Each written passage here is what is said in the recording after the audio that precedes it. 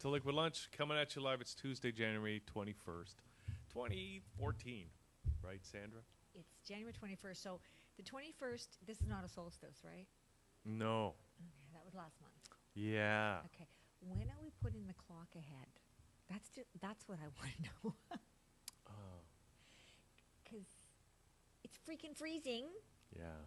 And it's getting lighter, but it's not getting lighter soon enough. So I'm thinking if we can put it back, like jump ahead, it would give everybody the feeling that spring is coming. Well, I don't think we should change the clock at all. I don't think so.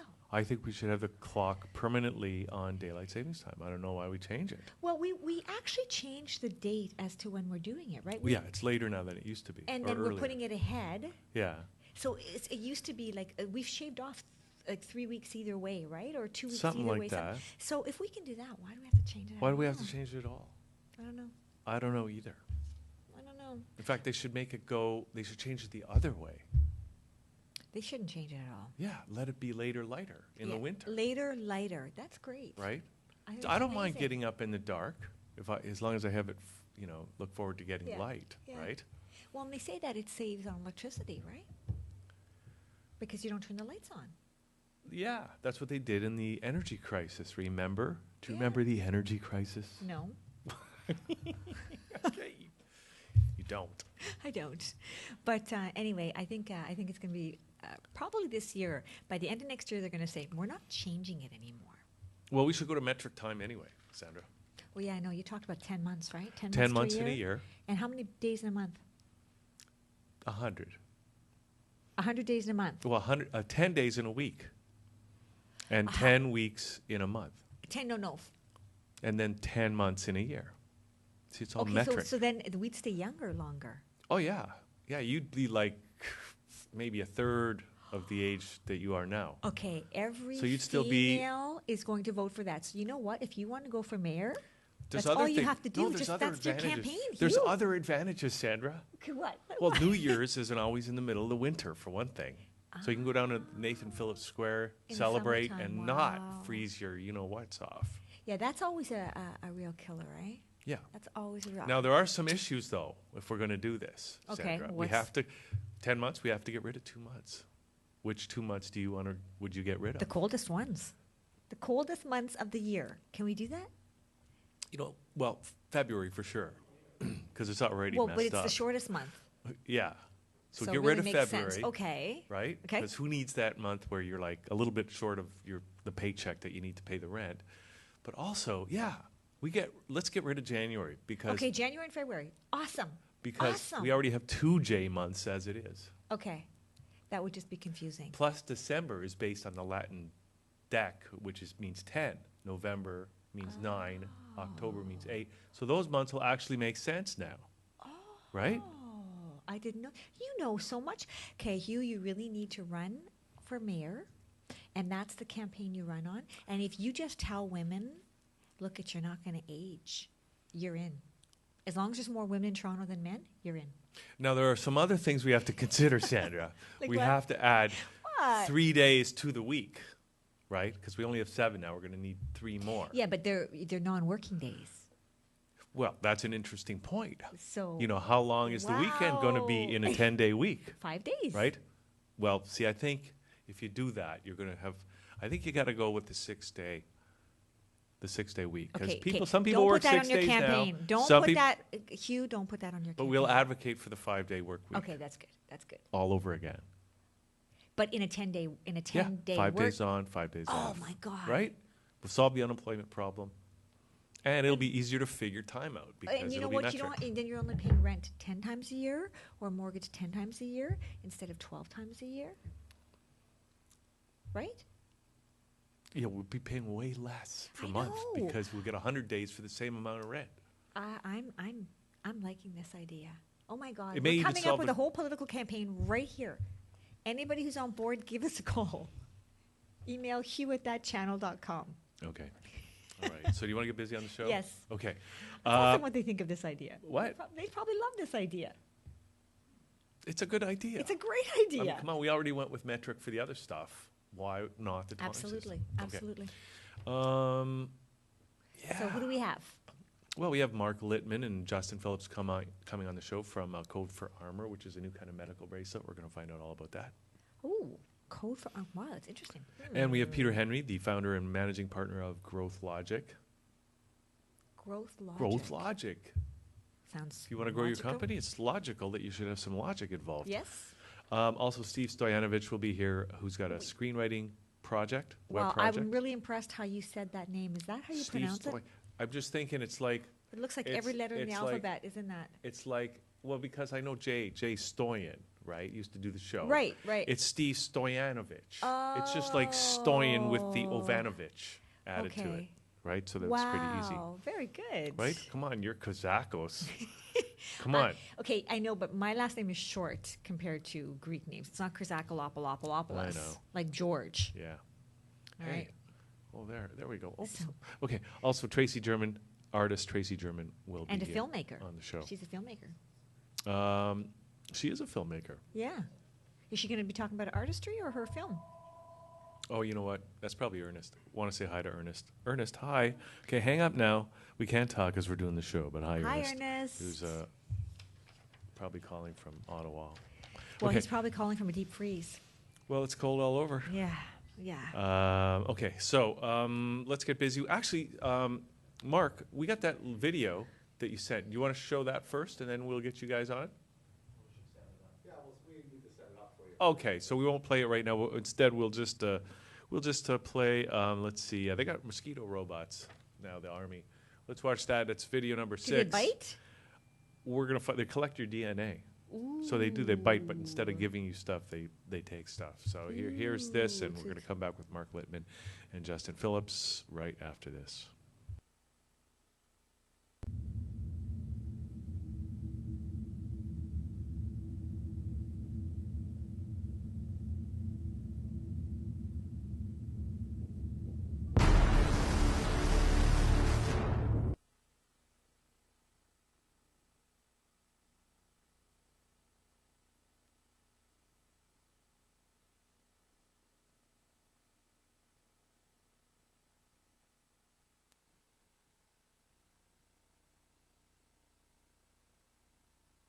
The question was answered by Victor Schauberger, and he called this process by which the apple tree grows upward biomagnetism.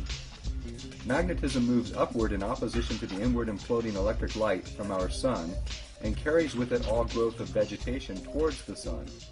A forest grows upward against the so-called force of gravity and generates coolness, purifying the air and generating oxygen.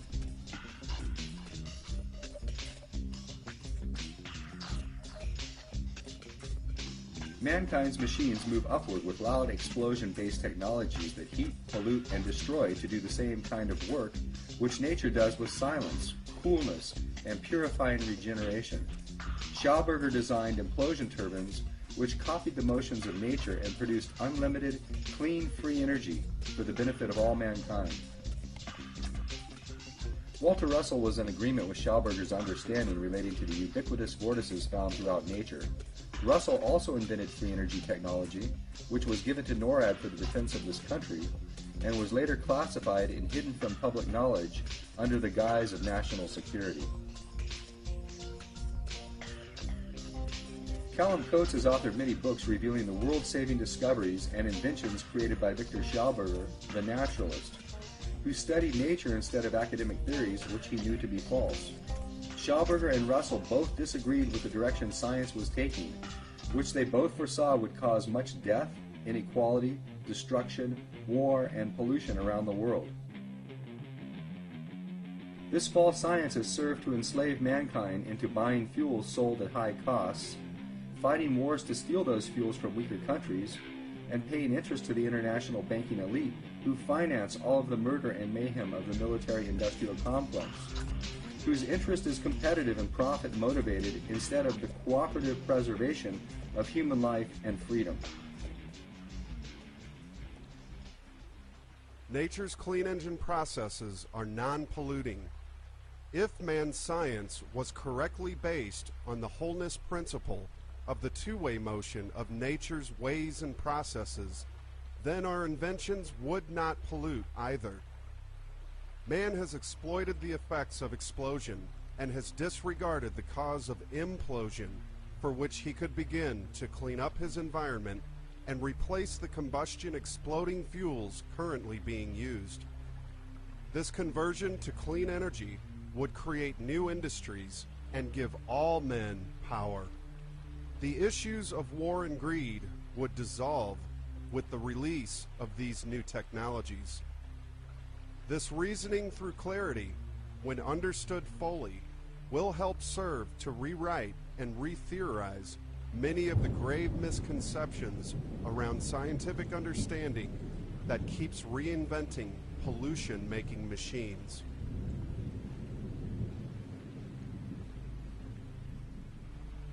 When the understanding of universal law, natural science, and a living philosophy of giving is applied to the world of men, then the long-desired dream of world brotherhood and sisterhood between all mankind, as envisioned by Walter and Leo Russell, as well as countless others, may at last come to fruition, and mankind can save himself from yet another fall of his civilization.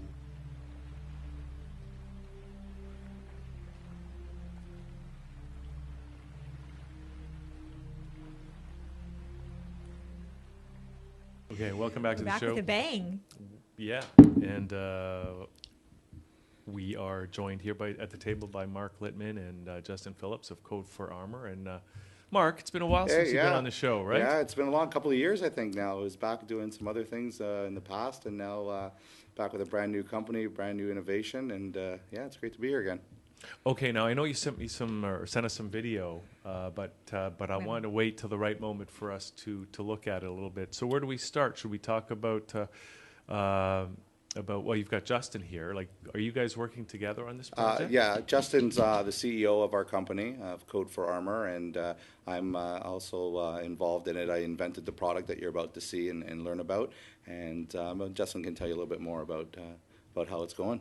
Wow. So, well, I mean, when you say you invented it, I mean, that's pretty amazing because it's a technical product, right? It's a definitely technical product that hasn't been in the marketplace yet. It's innovative, it's new, and I think when people see us do the demonstration on what this type of bracelet can do for people, it's just going to blow their minds away. Okay, but before we get into that, I just want to know how you came to invent it, because I know you're a paramedic, as it says on your shirt. But so how does a paramedic come to be inventing technical product without having a technical engineer? background? No, not at all, actually. But in the 12 years as being a paramedic, I've noticed that the current alert bracelets that are out there in the marketplace just are not working the way that they should be. Too much time is being taken up making phone calls, talking to operators, trying to flip bracelets over and read engravings that are on the back of the bracelets. And when people are unconscious and unresponsive, I need to be hands-on the patient, not going on a different tangent to try and get information from them. That kind of brought on the beginnings of what this bracelet is going to do and how it works. So is it fair to say then that you came up with the concept and then you came up with a team to create the technical background stuff? That's correct. The idea came from my head, and then from the head through Justin and an IT team, we've put this together to bring it to that's a really good thing to know, and it's other people who might have ideas and stuff too, because you don't have to know everything.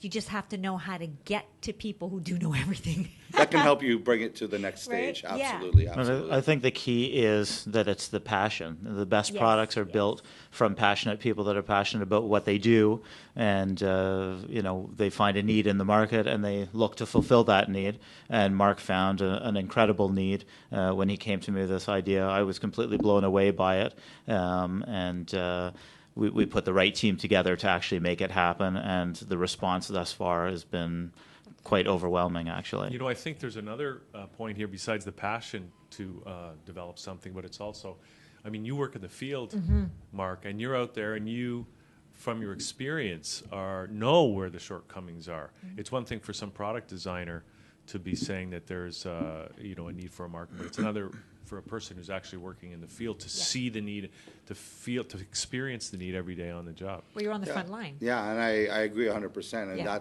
that's where it came from. You know, I'm seeing that in the 12 years as a paramedic, I've never called these alert bracelet companies before because of the fact that I need to be hands-on somebody and not sitting on a phone talking to somebody, writing notes down while this person is unconscious and potentially could be dying. Right. So we needed to come up with a system or an idea so that the frontline emergency service workers or even the general public have the opportunity to get information on a person who may be unconscious, unresponsive, and get it instantaneously and use that information to eventually help them survive. Wow. Yeah. Okay, so let's talk a little bit about the product itself then. We've talked around it a little bit, but what is it and why is it superior or different from the other products that are out there currently? Sure. So it's kind of a twofold product. It's a medical profile management tool. One of the interesting things is I go around and I talk to people now that I'm involved in this business, and I ask them a simple question, like, what is your blood type? And most people don't know what their own blood type is. A lot of people feel that there's some sort of central repository at our doctor's office, and that when you go to a walk-in clinic, you go to a specialist, you get blood work done, everything ends back up in one place. And it's just not the case. So it's time for people to take control of their own medical profiles. And so we're enabling them to do it. They can actually go online. They can enter their medical profile into our tool. They can talk about the medications that they're on, the dosages they take, the frequency, family history. They can upload x-rays and ECGs, even legal documents.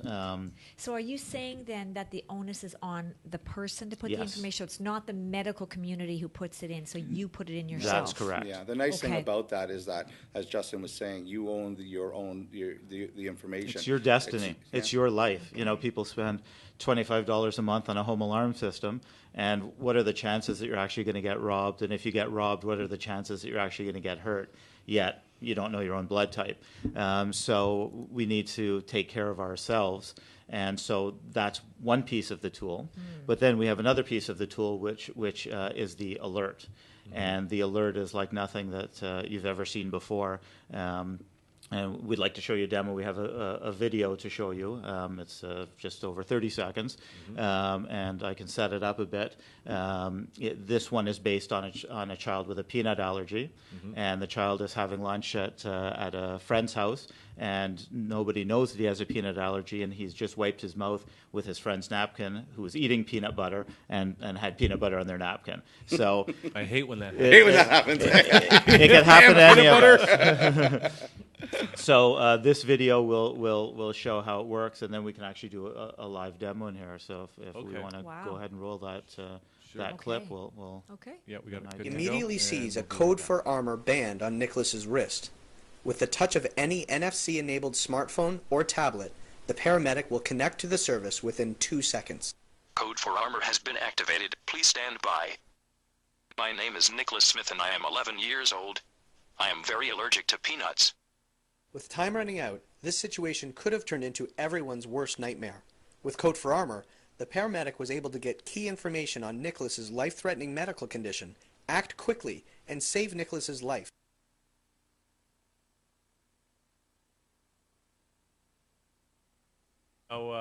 So what just happened there? Yeah. We had some sound technical difficulties, but we can demo it right here. And I've got a bracelet on right now, a Code for Armor bracelet. If I was an unresponsive person and a paramedic or a bystander came across me, they could easily tap the bracelet. Actually, let me just turn my volume up as well. We don't want to lose that again. Okay, so are we zooming in on that? So we have sound technical difficulties as well, apparently. Please stand by. My name is Mark Littman. I am 46 years old. I am allergic to peanuts, shellfish. I am currently taking Lasix, Tylenol in an emergency. Please call my wife, Stacy, at 905 Gives out the whole phone five, number. It's a demo five, anyways. But what it does one, allow us to do 2, here is 3, we can 4. scroll My name through- is Mark Littman. I am 40. we can scroll through the there we go. We can scroll through and you can now see the allergies that the person has. We can see the types of medication they're on. We can put up x-rays on a Wow. patient, Yeah. which is kind of cool. We can also do ECG strips. We can Wow. list my medical history, my parents' or family medical history. We can tap on the picture, and it brings the picture more to the forefront so you can actually see a person.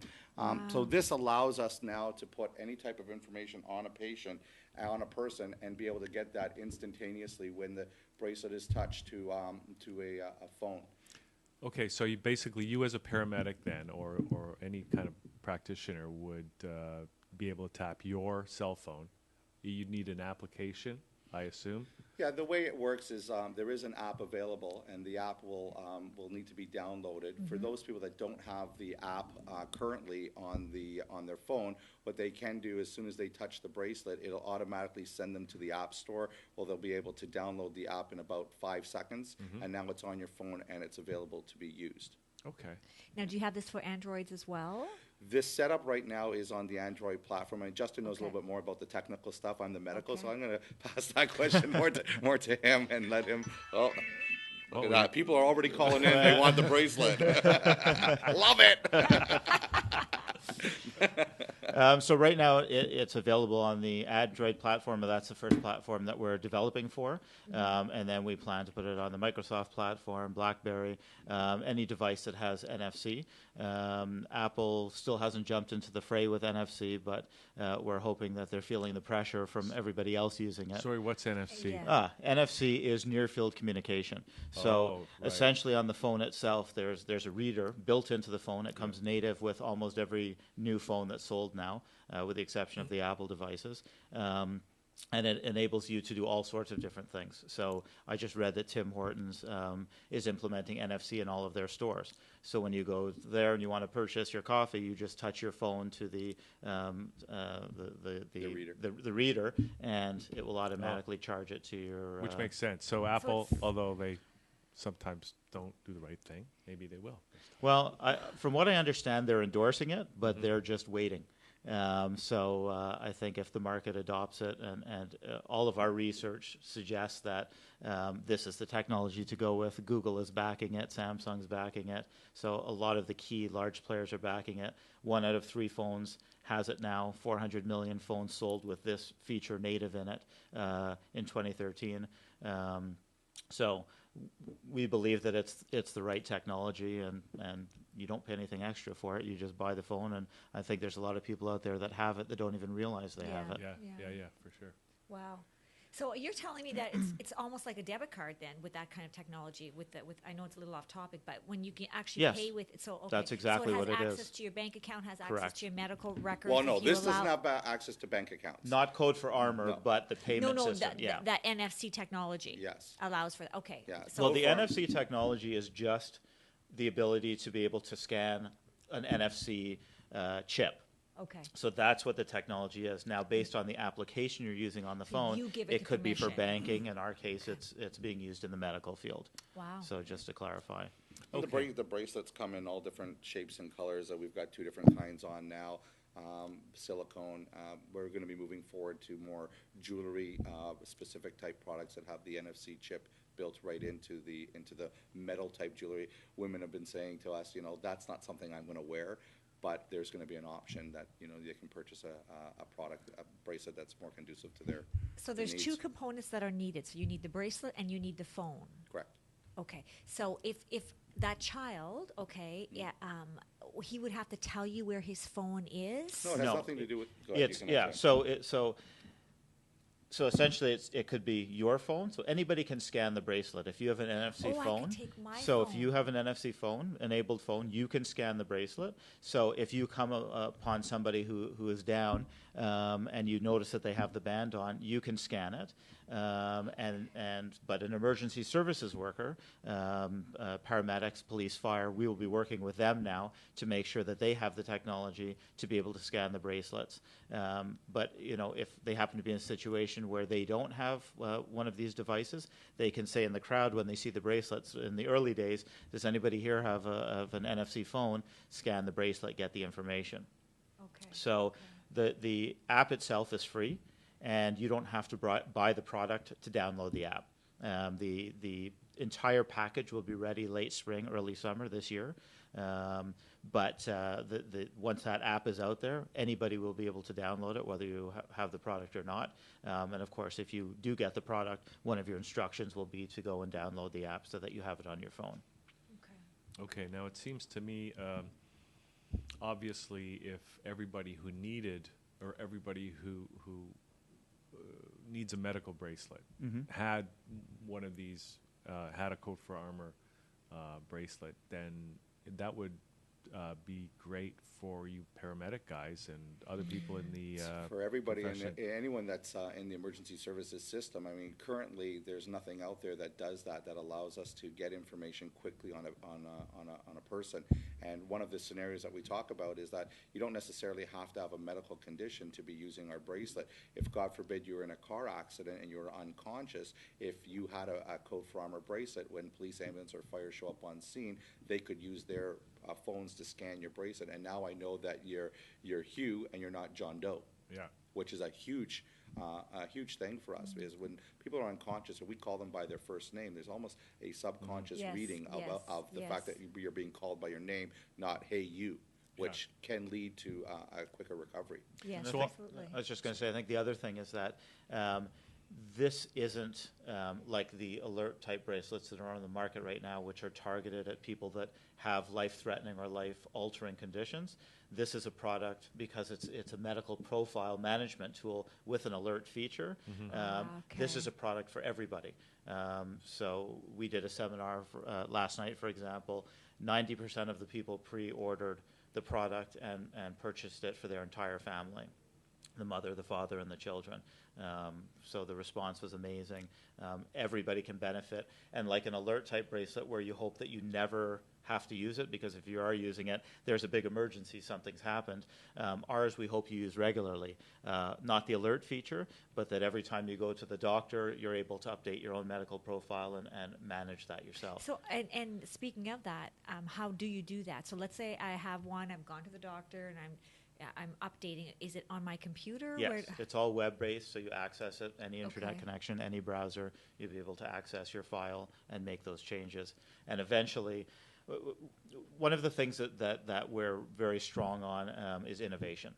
So what you see now is going to be very different than what you see in the coming 6 months and continuing forward. We are all about making an amazing product and then reinventing it over and over and over again. We have a list of ideas that I don't want to give anybody in the competition any ideas at this point, but we really are revolutionizing this industry with this product. So exciting times ahead. Now, does that mean that the end user, the person wearing the bracelet, is going to have to upgrade their hardware on their wrist? No. Or is it all in the software? So the chip itself, Yeah. it can stay the same, but everything will be upgraded on the software that they use, on the app, on the website.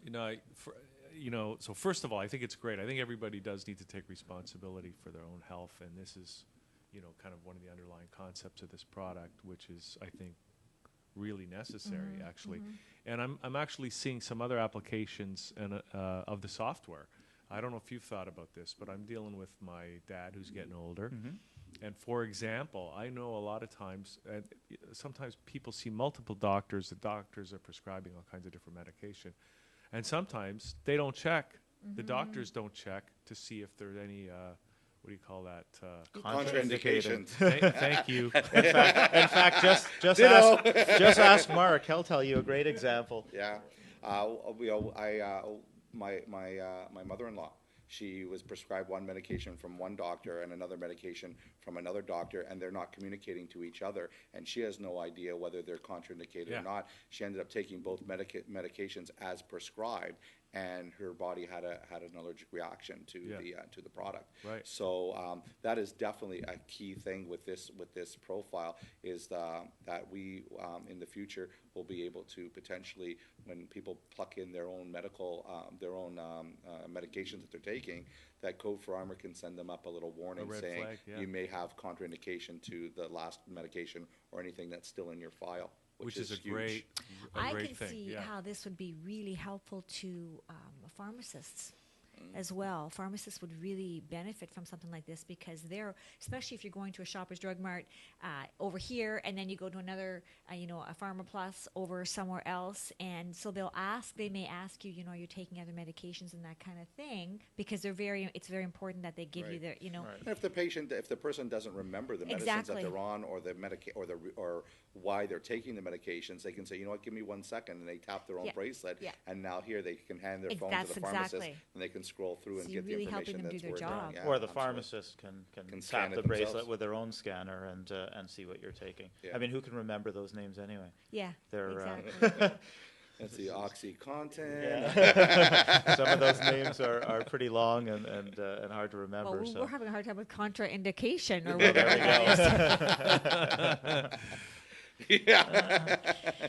I know how to spell it. Right. Okay, that's a good start. So, okay, guys, so, is it out yet? Or We're what? looking to launch this year, 2014, spring, summer of 2014. What we're doing now is we're getting people involved in a pre-registration format, which is going to lock them into a special pricing that, again, we want to offer to the viewers of your show.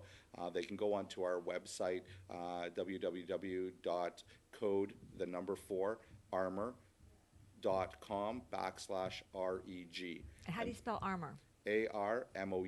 Okay. See, But actually, we own all the domains, so Okay. they can Okay. spell code, they can spell for, and they can Okay. spell armor any way they Okay. want, and they'll Okay. still get to our website. Which is nice. And then /reg, REG, short for registration. Okay. And other places. yeah, sure. Yeah. We had a fantastic seminar yesterday. As I said, we had 90% participation in pre-registration, and so we talked this morning, and we'd like to extend that offer. So the band itself, the silicone bands, have a retail price of $19.99. And then there's a subscription fee as well, about the cost of a latte. For a single user, it's $3 a month. So it's very inexpensive to use. And one of the things Mark said to me when I came so on... a latte is more expensive. Well, Just it so you depends know. which... if we're talking about Starbucks or Tim Hortons, I guess it depends where you're Well, going. this is true. Yes. Oh, I just gave myself away. But it's around that price point. But because this is a product for the entire family, the more people you have in your family that are using it, the price per person drops a little bit. So on the website is the actual price Pricing. list, so they can go on there. But just to give you an idea, for one person, it's $3 a month for the subscription, and the bands are $19.99.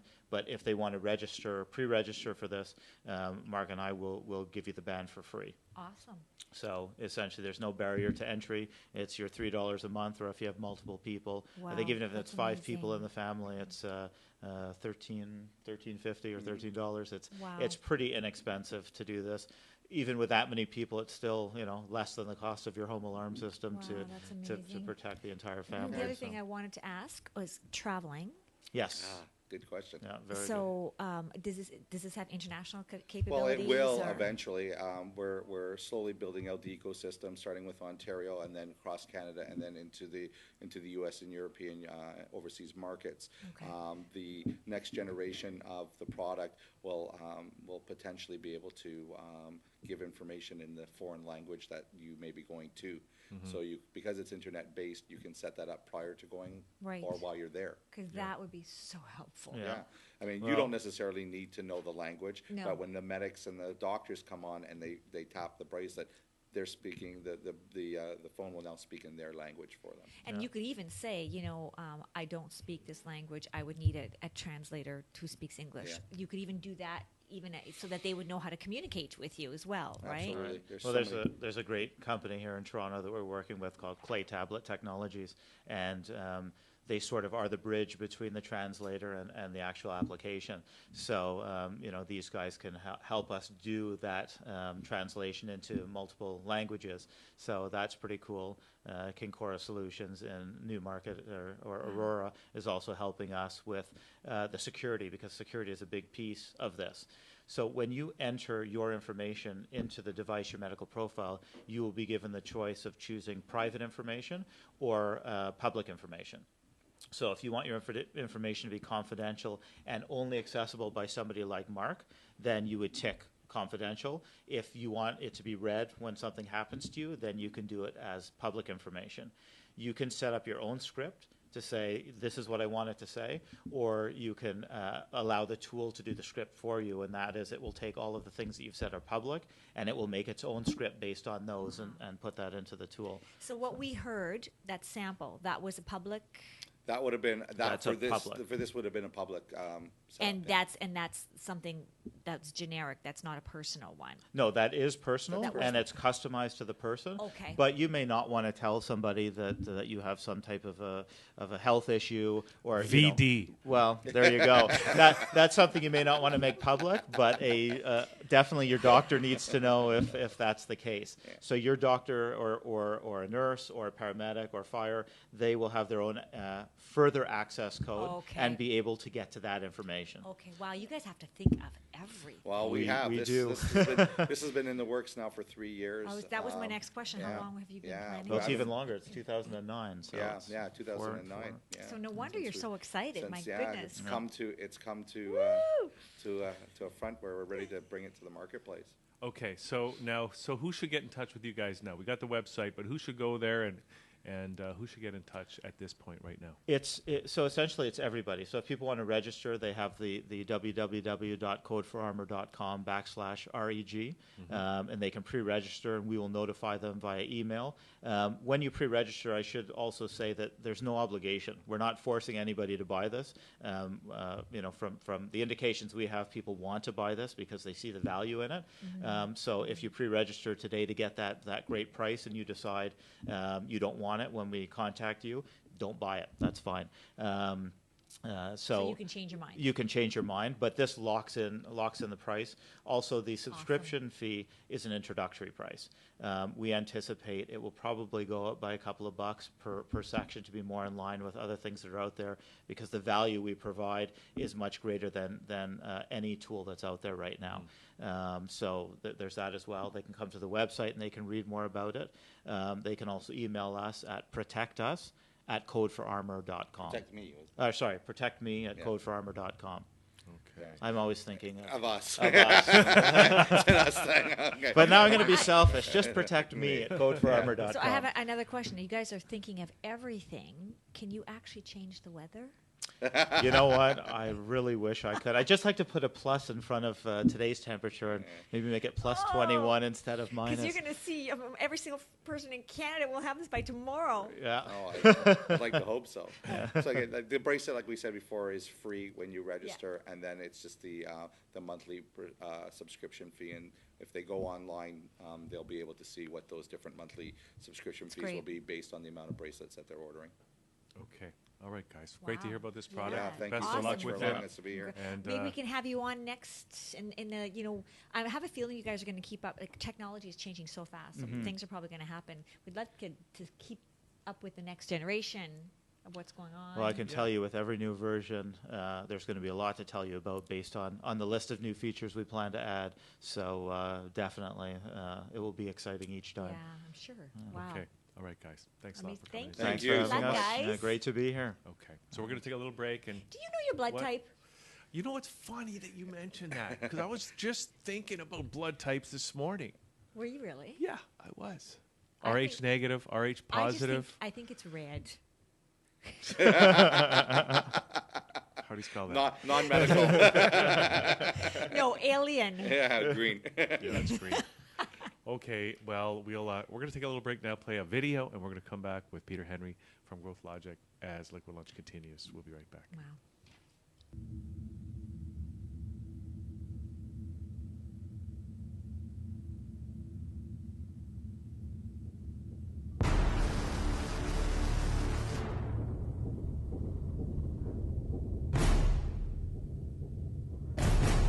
On my mark. Hit warp 9. Sir, we can't handle any more jumps. She'll fall apart. Shut your mouth, Private. You got your orders. Now warp!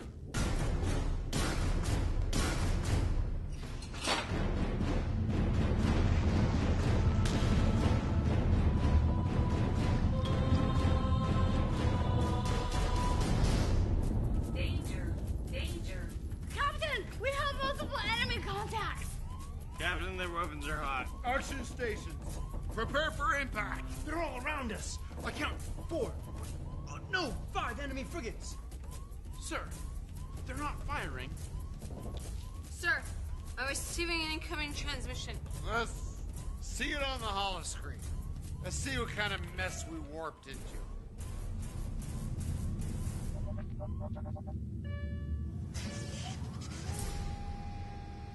Gorgonzola. Captain, I haven't seen you in 20 years. Not since the Battle of Fire Nats. Oh yeah, we meet again. We lost a lot of good men that day. You lost a lot of good men. Oh, and a lot of bad ones. But all the bad ones lost were yours, and you seem to keep all of the good ones.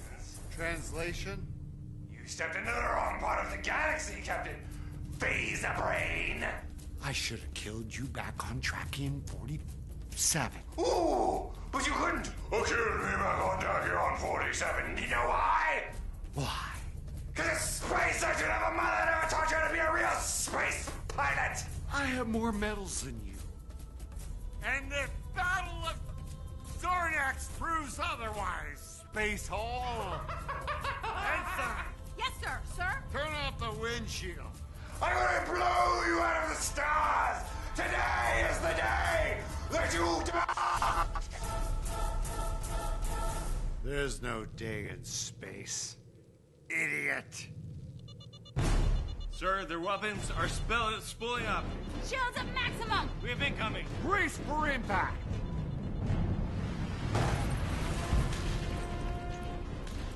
Sir, there's a fire in the aft. Levels are 25% right. No. Optimize no.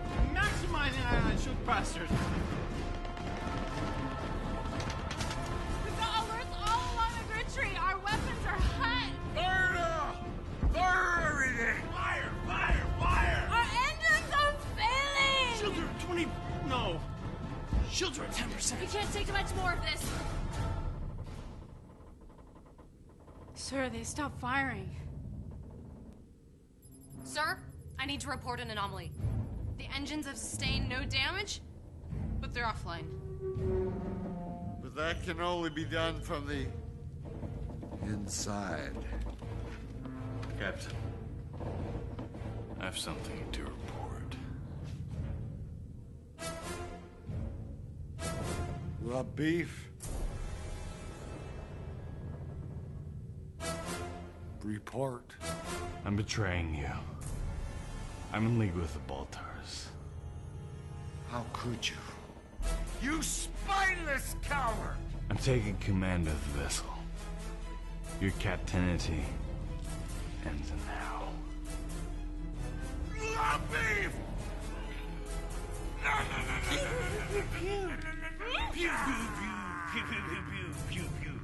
Your safety is on, but you still made the sounds, so that's good.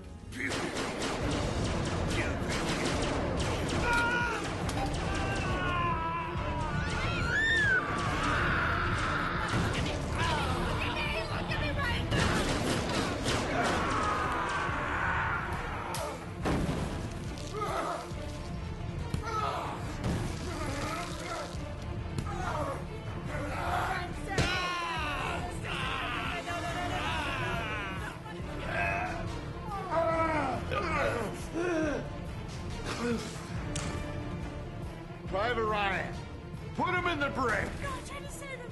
Oh, God. No, God, no! Oh, what a day. We should go home. We're drunk.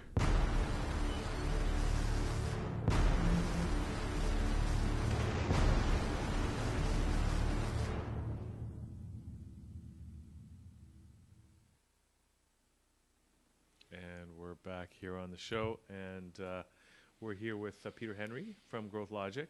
And Peter, great to see you again. I know we were hanging out a little bit before the new year, but here we are again. Thank you, live Hugh, on the show and this Sandra, time. pleasure to be here. Nice to have you. So now Growth Logic. Now, you know, we had a conversation before, but I need a refresher, and of course everybody else needs to find out. Yeah, about this is new too. to me. So Okay. let's find out what Growth Logic is. Okay, well, Growth Logic is business growth by design. Okay, our company has been about 6-7 years in the making, and what we've really been doing is concentrating on delivering key components that are required to get a project or a company to market. And I've had a lot of experience with early stage companies as well as large corporates. And the framework really came out of that we apply and work with our customers on. It really came out of our experience in corporate Canada. So Growth Logic is specifically business growth by design. That's very interesting in a nutshell. Yeah, thank you. It's a bit of our tagline. Our other tagline is strategy into action.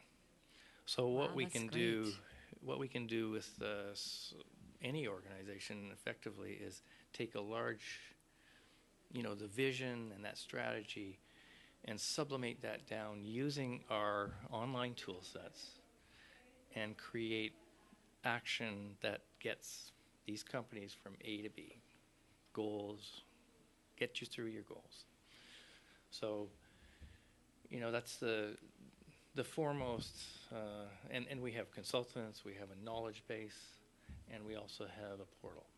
Okay, so before we get into it, so let's just, you mentioned experience in corporate Canada. So first of all, so you are the founder and manager. Who else is on the team that we should know about, and what is some more of the details of the corporate experience that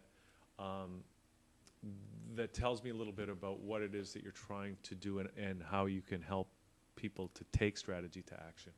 Okay. I'll tell you a little bit about one of our managing partners. He's a fellow named Clark Ferguson. He's previously head of corporate security for Bell Canada. He was head of corporate security for Nortel and BC Hydro. And effectively, we worked together in Bell Canada for a number of years. That's our past. It's well into our past now. But it was great corporate experience about process and projects and what's required in any business situation to make it successful. And the framework was designed effectively by Clark to take organizations through this. And it doesn't necessarily need to be large organizations or large corporates. The same business framework works for any small company. And I think that's the economy that we're headed into. Yes. Is entrepreneurs, everybody being essentially working for themselves. It's the do-it-yourself. Exactly. The do-it-yourself. Can you give us a little bit of information about what this framework is? What is that? The 10-point framework Okay.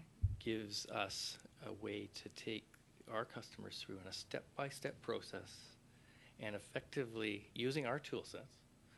And those tool sets are totally collaborative. In other words, I'm online with and looking at our tools, and I'll explain a little bit more about those in a little bit. But when you're online looking at those tools, you can be online looking at that, and I can be looking at that a million miles away, saying, "Here's what I'm looking at and helping you with," and they have linkages to the action plan, so to speak. Okay, and I'm going to use an example. It's probably best.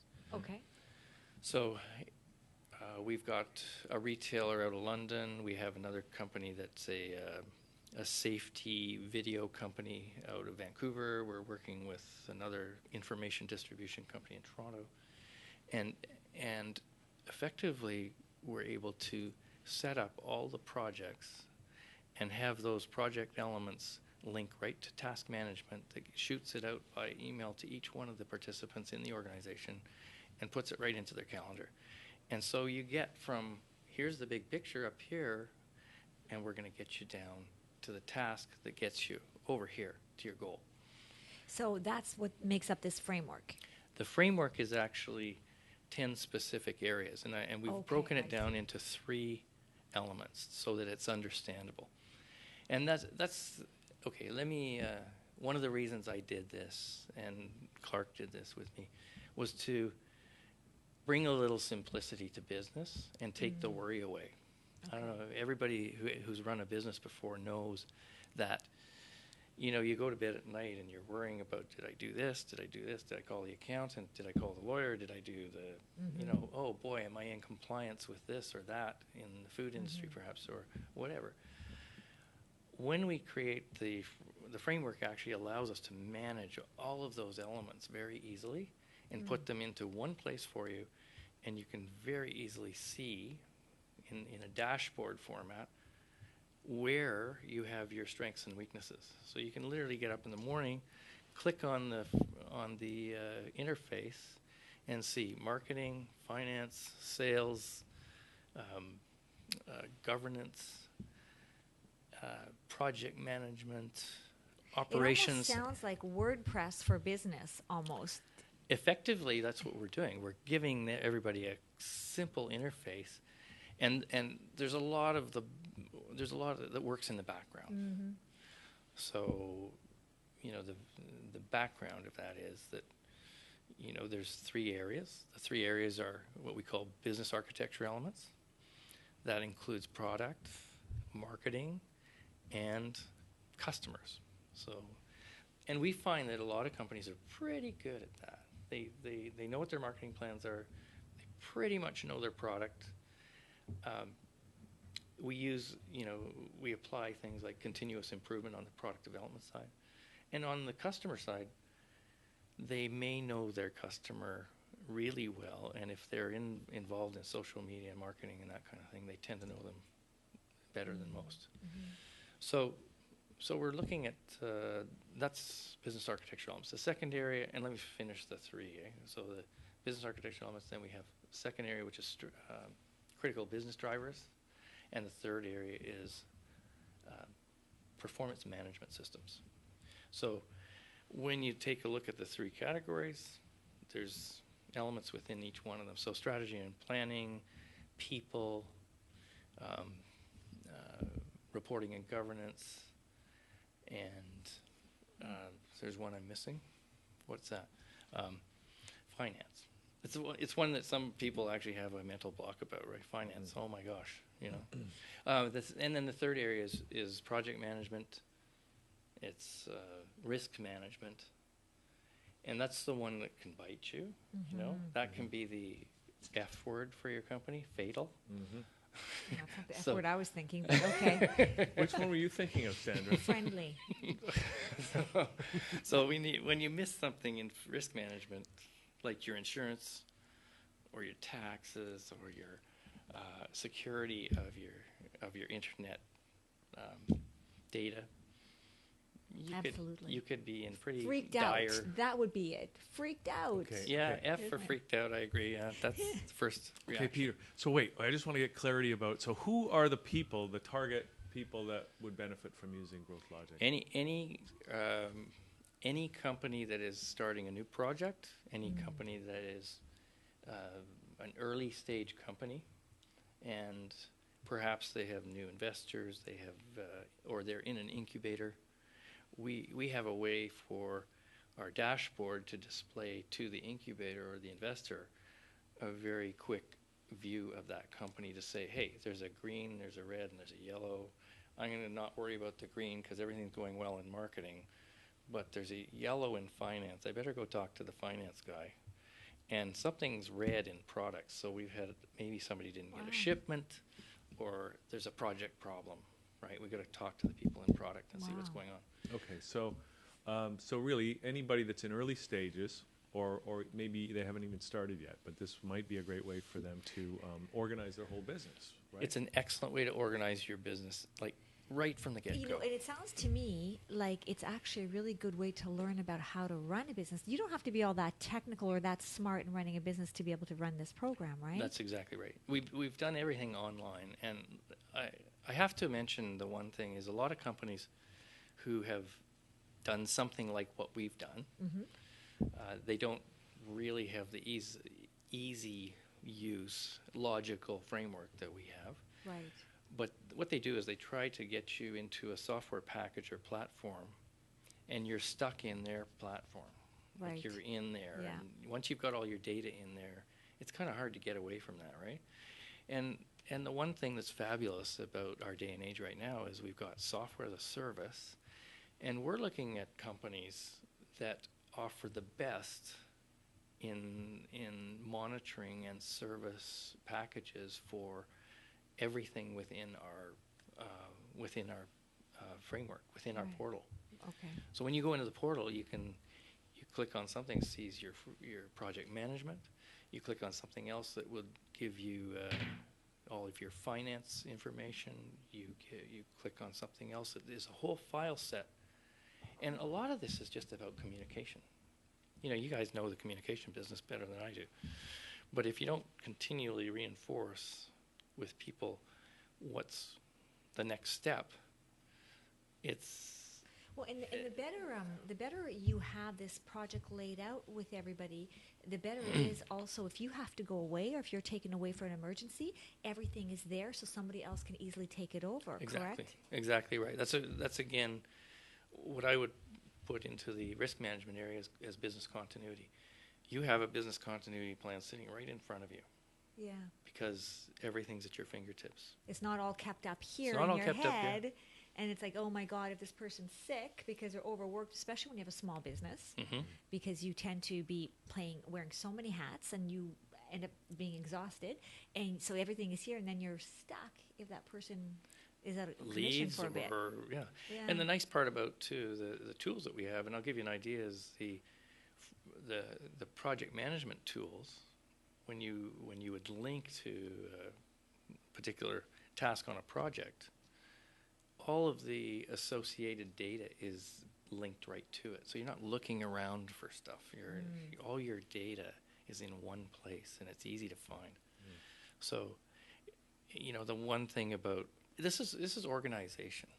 Is what we do is logical, simple, easy to implement, and you have an organization platform for your entire business. So I'd like to get an idea, putting myself and describing for the viewers out there, people out there that are either starting a business or at the early stages of their business. Like, what does it look like when they get up that morning and start using Growth Logic?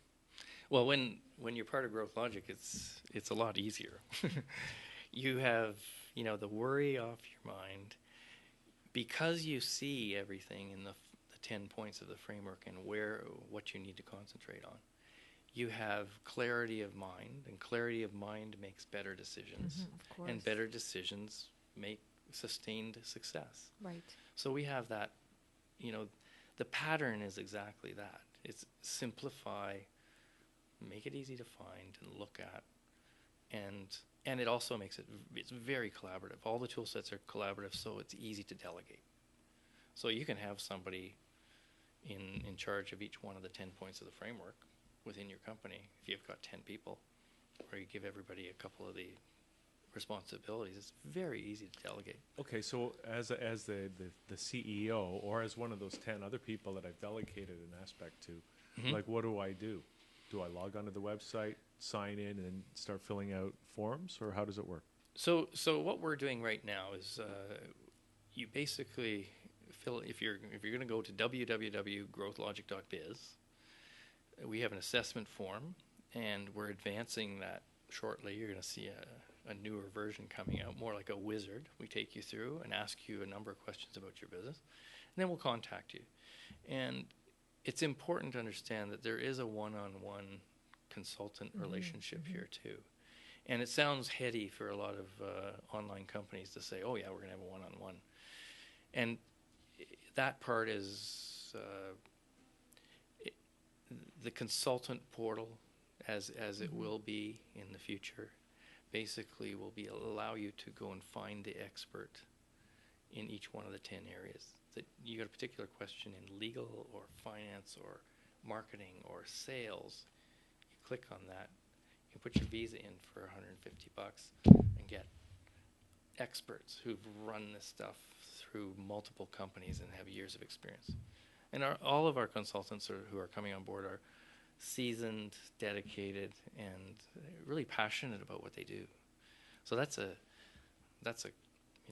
key differential from other organizations. Okay, so is it up and running right now? Somebody who's can people start using the system immediately? They can on a one-on-one, more manual basis, and we're rolling out our. We've got a bunch of things to talk to you guys about, including something I'm not going to mention here, but we'd like to come back to Liquid Lunch and tell you when we've launched everything in its complete form. Okay. So, answer is, yeah, we're a little early stage right now. We're totally able to help anybody that contacts us, but certainly if you're an early stage company and you're starting something and you don't know business really well, we can make your life simple. So even now, people can go to growthlogic.biz right now and just start the process. That's exactly right. Okay. So it sounds like you know a lot about where you're going. And why did you start this to begin with? Where does this come from? It's I'll take you the short story through this because I was an entrepreneur when I was 17 years old. I had my first company and I employed 5 kids and I made a lot of money. It wasn't a lemonade stand? It wasn't a lemonade stand. Actually, you know what it was? It's candle making. Wow. But I had 5 salesmen on the road. I was pouring 40 candles a day, and it went on and on. And my Good for you. My father used to give me a fire extinguisher for my birthday. That was great. So, the reality is I was an entrepreneur early, and then after university, I went into corporate. And then I left again. I was an entrepreneur again, 100% commission running a company that I finally sold. And then I went into corporate again, into the telecom business, and then here we are. I guess about 10 years after that, I became an entrepreneur again. So I can't stay away from it. I love that.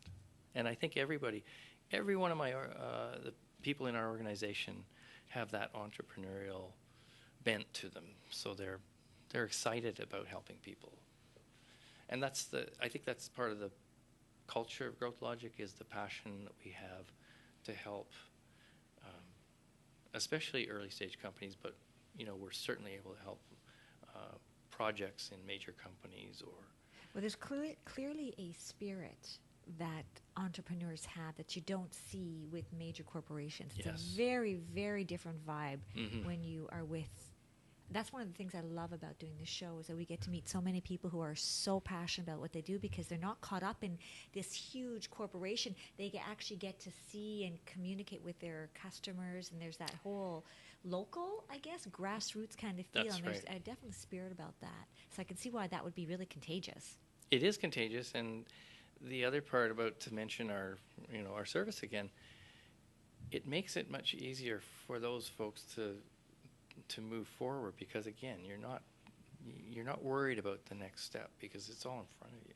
And that's the biggest worry about being an entrepreneur. Where am I going to get my next funding from? Where am I going to get my next marketing guy from? How am I going to pay for that? How am I going to move my product from this to where I want it to be? And those action steps are the most important to drive a business. So business growth by design. And it sounds like you're a bit motivational too, though. It sounds like there's a bit of motivational stuff happening here too. You're really helping people to believe in their product as well, because I know if I have an idea, I would have no idea. Although I have the idea for the product, I'd have no idea how to put that out to the market. So let me give you one last example. We take you through the process and the assessment. We map everything, and we actually create what we call a mind map. And Okay. we show that to you, and then there's a lot of interaction on the front end of this to make sure that we're getting all the real data that you've given us, and from that we can see what's missing. We can see the areas that need concentration. We can see the areas that are already strong, or we can bring people in to give you even better help. Have you ever seen an idea that you thought, oh, I don't think this is going to fly? Yeah, actually, that's a good question, because we do see ideas that, once somebody goes through the framework and through our steps and our process, they say, wow, maybe this isn't such a good idea. One of the key things so you save them a lot of frustration that way too then. One of the key things we do in strategy and planning is a competitive grid. It's a standard piece of step that we take. So we do a competitive grid with them. And you look at the functionalities that you're offering versus your competitors and see how different you are. So you really get to see, wow, whether this product is even worth investing my time, money, effort, or should Absolutely. I just we have bail out now? This is what we call the living business case. Okay. Because everything's online and available to you and your partners.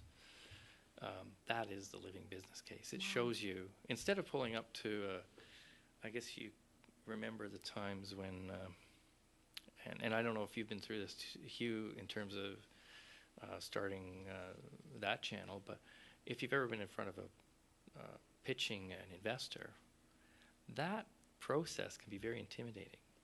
And instead of giving them a document that's 30 pages with an executive summary and the projected finances of 3 years and et cetera. We do all that still. And we have templates for all that to be done, but it makes it real when you can show an investor, look, this is how we're getting from here to here. Well, it sounds like, when you just write that business plan yourself, you don't have, it doesn't go through all those checks and balances of evaluating everything that you've put into your business plan. Exactly. And that's what the dragons or the investors are there to do. They're there to see if it's bulletproof or not. Exactly. And it sounds like the framework allows people to, it evaluates every aspect of their business. So by the time they come out of it, theoretically, it would be bulletproof.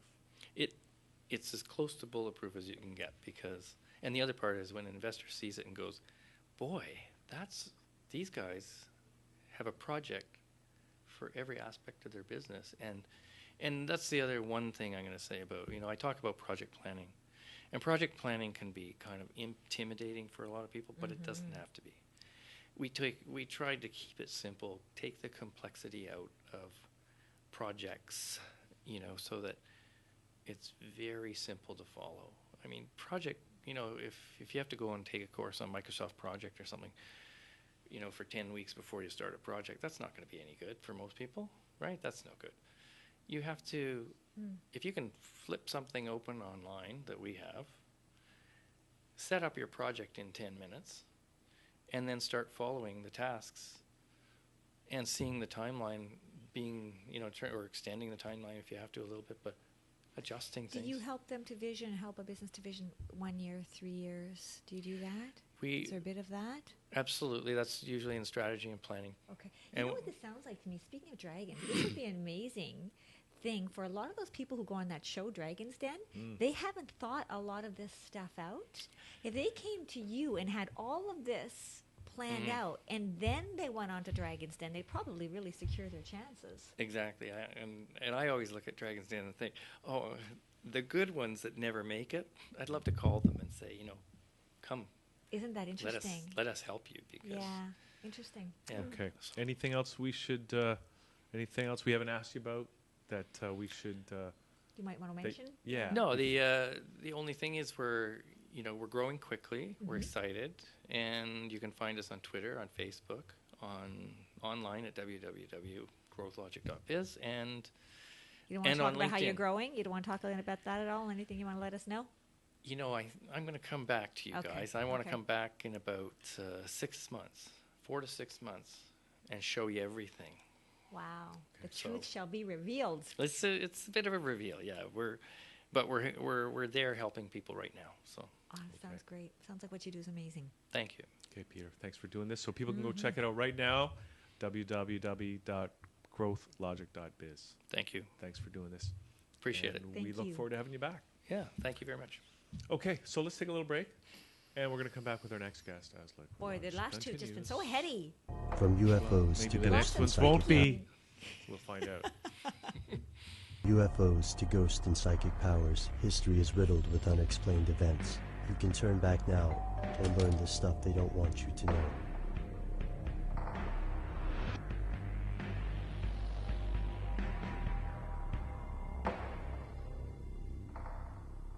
I always thought Earth was solid, but is it? Some people don't think so. In fact, hollow Earth theorists think the Earth's surface is only 800 to several thousand miles thick. They believe an entire world exists beneath this surface, illuminated by a small star. This land, they say, is inhabited and can be reached through deep cave systems like Kentucky's Mammoth Cave or the Earth's North and South Poles. Mammoth Cave is the longest cave system in the world, and no one knows how deep it actually goes. If there is a hollow Earth, maybe this is a good place to begin the search. But what about gravity and earthquakes? If the Earth is hollow, how does it generate the gravity necessary to keep objects pinned to the surface? Some hollow earthers believe the gravitational pull of the inner star or the crust of Earth itself is sufficient to maintain surface life. Thousands of people across the globe believe Earth is a hollow sphere inhabited by an alien civilization. I can see how this sounds silly, but the Nazi Party bought it hook, line, and sinker. In fact, the Third Reich took the hollow Earth theory seriously enough to send 3 expeditions to Antarctica, starting in 1938. One of these missions was specifically designed to search for an entrance to the Earth's interior.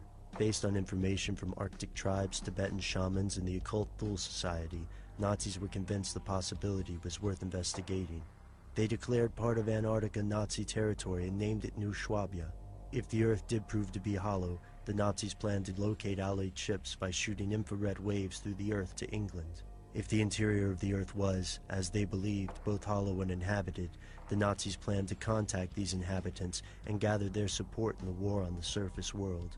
The isolated location provided a perfect backdrop for other, more sinister experiments: submarine technology, invisible aircraft, nuclear power. I hear the British and U.S. military may have even sent fleets of ships down to stop the Nazi activities in Antarctica in an operation called High Jump. While this Project High Jump was officially listed as a reconnaissance mission, questions linger regarding the mysterious deaths of people involved. Many researchers believe the Nazis maintained a secret submarine and aircraft base. Several Hollow Earth researchers believe the Nazis never found the entrance, but instead stumbled upon technology from the subterranean world and reverse-engineered these artifacts, ultimately designing what we would recognize as UFOs. Here's where it gets crazy. Some of these people believe the Nazis did discover an entrance to the inner world. What's more, they argue Adolf Hitler may not have died in the infamous bunker suicide, but instead escaped with his supporters to the South Pole, where the secret Nazi outpost maintained control over a passage to the interior. Proponents of this theory allege that thousands of scientists disappeared toward the close of the war, retreating into the Earth. The mainstream scientific community scoffs at these allegations, but is it really that strange? We know, for instance, that the U.S. itself recruited Nazi scientists in Operation Paperclip, and the Nazis certainly made it to New Schwabia, and they felt vindicated by the endeavor, so much so that they annexed part of Antarctica to protect their claims. What did they discover amid the desolate frozen waste? Alien technology? Uranium? Or something else? Something they don't want you to know.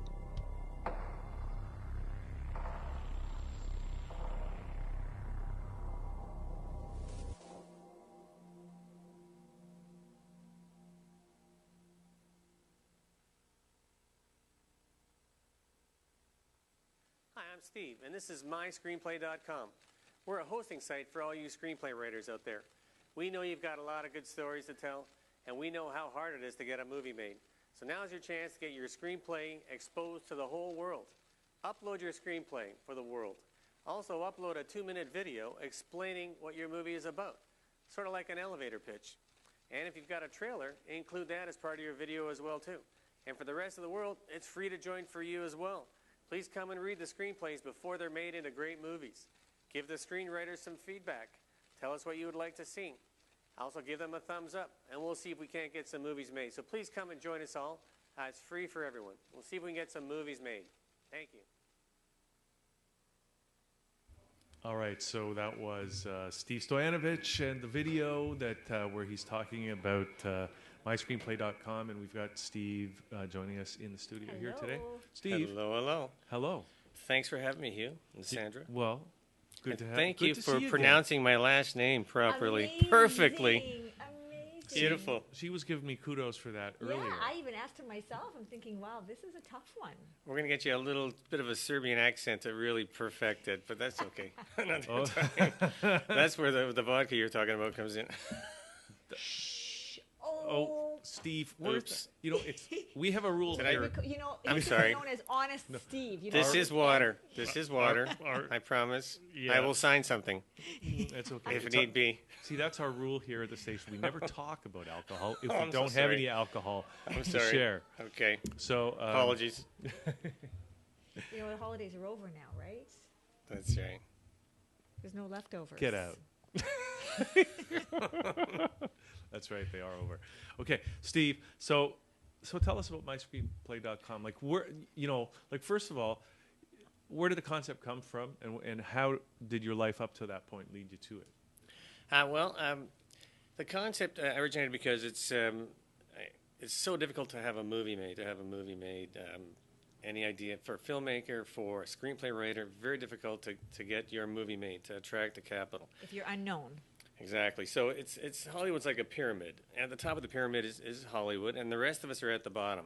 And it's so difficult that I actually tried to get a movie made, and it's impossible. You can't even get an agent. Very difficult. So that's what led me to the concept. Is, you know what? Let's have a website where everyone can just upload their screenplay and show the world, and let the world read it. It's and like the world YouTube for screenplays. Yeah, sort of. It's well, you read the screenplay, and if a million people like it or give you a thumbs up, then hopefully you'll get attract the capital. You'll attract the investment and get your movie made. So that's the whole idea. So just having personal experience trying to get a movie made, it's ridiculous. So this is it's free for everybody. You join up. The site's only going to give you exposure. We can't guarantee anything, but we think everyone's got a good idea for a movie, and there's some great ideas for movies out there. You may have a great idea for a movie now, but good luck getting it made. Mm-hmm. So we want to get you exposure. We can't guarantee you're going to get the movie made, but we're going to give you exposure. And I tell you, we think that one great movie will come out of this every year, and hopefully from a new filmmaker. So that's the whole idea. Wow. Yeah, so it's we're pretty excited about it, but that's a cool idea. Yeah, an innovative way. It's a little different than Hollywood. It's totally different, and it gives other people a chance. So the pyramid, everyone at the bottom, get your screenplays in. We want your screenplays. Upload the screenplays, and you can also upload a video too, which is really important. Obviously, that's that's the business is video. So you upload the video. It's like a 3-minute sales pitch. Or 2-minute sales pitch. Is that kind of like the pitch we saw you give just before you came on? Yeah, sort of actually, like that? sort of like that. Yeah, sort of like hopefully better than that, but it's kind of like that. And so sell your movie. Tell us the story of your movie, and that would also get you some more attention. We hope so. If you have a trailer, put up a trailer, but you're not expected to spend a lot of money to put up a trailer as well. And by the way, you don't need to buy expensive software to write the screenplay. We're actually going to sell software on our site for $20. It's going to be cutting edge because you could spend $250 on software. It's ridiculous. Like what? Don't do Screenplay it. software? Screenplay software. Don't spend a lot of money. What do you need software for? Can't you just start Word writing? document? You could. It's Hollywood and producers and directors. They all want to see a format. So you kind of want to stick to the format. It'll just help you. This is kind of a writing format. What do you mean what? Okay, you need a format just like you need a formula to be a hit song, right? You have to have like the verse and the chorus, and it's got to be 3 or 3.5 minutes. It's just like a word processing software, but there's a special format for movies, for screenplays, and people will want to see it that way. You might as well keep it that way in the same vein as everyone else is doing Speaking the same It'll just language. help you. Yeah. It'll just help you. So. Now, where did the software come from? Did you guys write it? Yeah, actually, I've got a guy in Eastern Europe developing the software, and so that's why it can be so. One of the reasons why it can be so inexpensive. He's going to charge a lot less than someone here would. Plus, people in Eastern Europe write good software. And of course, I mean, they're talented people. Yeah. You know, and they're being paid fairly, so why not? They're being paid fairly. That's the most important thing. Oh, absolutely. Because the vodka's way cheaper. That's right, Steve? Because it's I'm really more used water. to the brandy, you know, being the Serbian background, but yeah, it's like water over there. What brandy? Don't tell me. Slivovitz? Slivovitz, that's right. Exactly. The plum That's brandy. what I'm talking about. The best. Absolutely. In fact, if we didn't have a shot at the end of this, it would be like a big offense to my culture. I could really go for some of that I would right get now. slapped by my father. So what made you come up with this idea? Are you a struggling screenwriter, artist? You know, not really a talented writer. I have to admit, I confess, I'm not a writer. However, I did have a really good concept. I think it's a great concept for a movie. And I actually hooked up with a writer, professional writer, Daniel Roy in Montreal, who's written many movies. He's made many films, actually, as well. Check out his trailer, The Badge. Beautiful, fantastic. And that movie will be coming, hopefully, to screen soon. How the heck did you hook up with a guy like that? Kijiji. Oh, my God. Yeah, looking for a screenwriter. So, and he said, hey, I'll do it for you. So we did it together. And he did most of the writing. I had the concept. So we wrote this movie. And actually, that particular movie, hopefully, will be the first one up onto myscreenplay.com. And that movie is an interesting movie. I tell you, it's a movie that I thought of years ago, but I'm not talented enough to write it. Finally got Daniel to write it. And the movie actually came true. It's actually kind of an anti-mafia movie. And it came true. It really happened in Sicily, in Palermo. It was like people fighting back against the mafia. Usually, they'll kill you. Mine was a fictional story. It came true. Somebody fought back and won. So I'd love to see this movie made, but we'll see. Okay, who's playing? It's got to be Mel Gibson. You can pick whoever you want. He's not allowed to do movies anymore. You know what? I tell you what. You know what? We want that kind of feedback on the site. So if you like the screenplay, say, hey, you know, we like it. I want to see. Give me a thumbs up. I want to see it made, and suggest some actors. You can do that too. We want you to do that. We want people to come on and say, hey, I want this movie made. Well, you should use Mel Gibson. Whoever you want. That would be very cool too. So we want the feedback, just like you're giving me now. You know, it's That's interesting amazing. that I you love wrote it. the movie and then it came true, Steve. And it reminds me of You should come up with a psychic line too. I'm kidding. With the which? A psychic line. I don't get it. Because the movie came true. So he's a psychic. yeah. How amazing is that? Could you get me a pizza 30 minutes before I order it? Do you want a good Steve? quality, or do you want cardboard with a little bit of cheese There's no on it? pineapple. No pineapple. No pineapple. I'm definitely not psychic. So, Oh my God, this conversation is going I don't know where. Now, Maybe is just it up come- and running right now, Steve? actually, no. We wanted to launch today. It would have been perfect, and you give me plenty of time too to try to launch it at the same time. We're a little bit behind on the software. It's any day now, though. It's any day. In fact, he might be ready. I haven't talked to him today. It might be ready to go. So any day. Let's target a week today, and we're going to do a launch. We'll do a press release. We'll let everybody know in Hollywood, this is LA, free to New do. York, Toronto. This is free to do. Like there's not a membership fee or. No. And How are you that's- making your money? Well, the way to sustain this is there's going to be a couple ways. We think there's going to be thousands of uploads, so Mhm. that's going to that alone will attract possibly some advertising. We're going to sell some software, but again, the whole purpose of the site is to give people a chance that don't get a chance because of the pyramid. So don't buy the $250 software. We're going to have software for $20, so that'll help sustain the site. We're going to have writing lessons as well. It's coming. We haven't found a writer yet, an accomplished writer who's made some films. We're going to hire someone to give some video lectures. And again, it's not going to be $5,000 tuition at a university. This is going to be dirt cheap. It'll be $100. You might get like 10 hours of video lectures. It's meant to target everybody. And we want to target people that you don't just have a great idea. You don't need a lot of money. Just have a great idea, get it out to the world. So Okay. that'll be a way to sustain the site. That is amazing. So we'll see how it goes. It's a It's- real people-driven site. Yeah. And we think there's going to be thousands of uploads. There will I be think so, thousands too. of uploads. I think so too. But I'm a little concerned, though, Steve. You're Yes. getting me thinking because somebody sent me an email today. It's like all the things that are going to disappear because of technology. Right. Because technology is changing everything. So music's going to disappear. Newspapers are going to How's disappear. all this going to disappear? Books are going to disappear. You know what I think else is going to disappear? People. Well, eventually, we'll have our personalities. We'll just be able to be uploaded to the internet. You're going to. Our cell phones are all going to be not even our voices. They're going to be, "Hello, I am." Oh, God, I hope not. So how film, are you? Film and music will never disappear. I mean, those are probably the two basic things that keep us human. But what happens, Food Steve? and film. Something's going to happen when everybody who wants to make a movie gets to make a movie using your technology. What kind of a world will we be living in when anybody who wants to make a movie can get that movie made? I think that'll be great. Then we'll have lots of choices. We have a free world. And That's true the freedom. people will get the feedback right away. That's one thing that our site will do. You give the screenplay writers or the filmmakers, you give them feedback, thumbs up or thumbs down. So if I've got a film that I just talked about briefly, and a million people say thumbs down, that sucks, then I'm not going to make it, and I'm probably not going to try to make another film. So hopefully, some people will get the message, okay, you're not really a good This filmmaker. is not your forte. Like, And the ones don't give up your day job. The ones that are good, hopefully they'll be encouraged to do more. So what you're saying is that your software, your technology will save us from movies like The Core, for example. I'm not familiar with The Core, but some of them might be fun to look at too. I don't know. I'm not familiar with that one, but there's going to be some doozies. There'll be some beauties. I think one great one will be made though every year. And it could be any genre. I mean, there could be some docudramas. Perfect example. film. Your next guest. You know what? Your next guest. I won't speak for her. She just told me that it took her 7 years to get financing for her TV series. So there's a perfect example.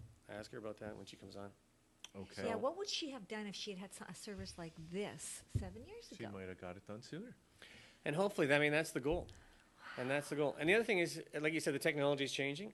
We're going to stream eventually, and sooner than later, we hope, we will stream new movies online on this site as well. So we don't have to go to Cineplex. You have a ton of areas you're going If you don't want to go to Cineplex, you don't have to. I mean, it's coming. Whether we do it or not, it's coming. You'll be able to see a new movie. Say it's opening, Brad Pitt's or Gravity. Say Gravity opens up on a Friday, and you don't want to go to the theater because it's 40 below in Canada. You can just buy it and watch it download it on home. That's coming. We know that. We like to be part of that as well. It might be for new filmmakers only. We'll see where that goes. But the technology is definitely going to change everything up. Okay. Sounds amazing. But the bottom line is, because people are going to be watching this on YouTube after the day here that we did it live. Yes.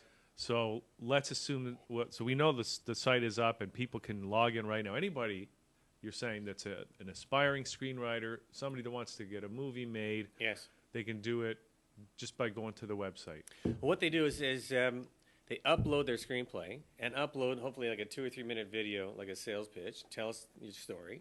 And what we can do is it may not get their movie made, but we're going to get you exposure. Right. So hopefully, and we want the whole public, the general public, the whole world to come and read the screenplays and look at the videos and give the screenplay writers, give them some feedback. Give them a thumbs up, give them a thumbs down. Say, hey, how about this character? Or how about Mel Gibson?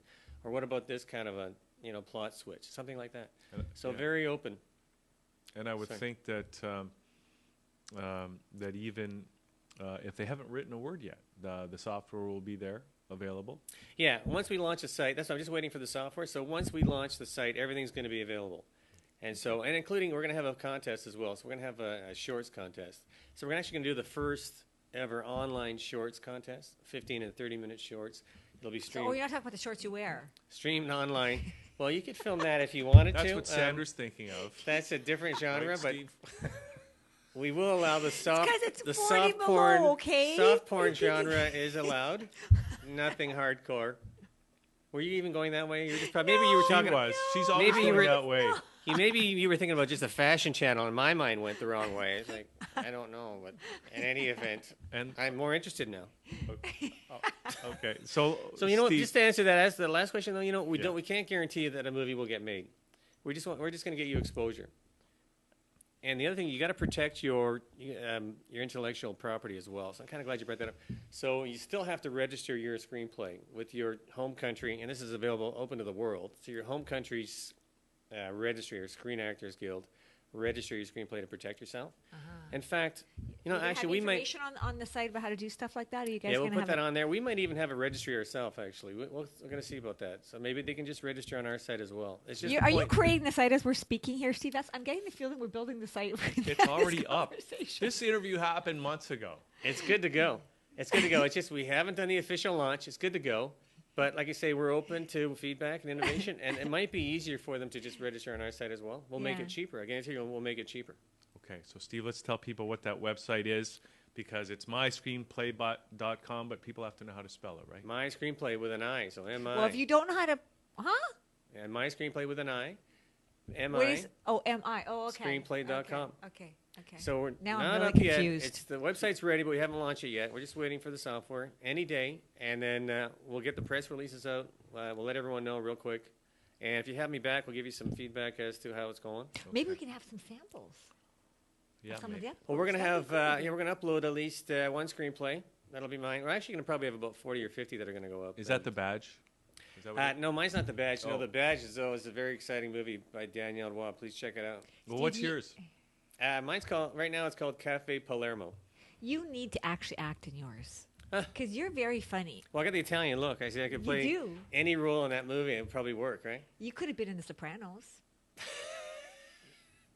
Oh, Steve. Okay, so myscreenplay.com, and you know, by the time people see this, months after we did this live, all the stuff's going to be on there, so people can just go check it out right now, get started.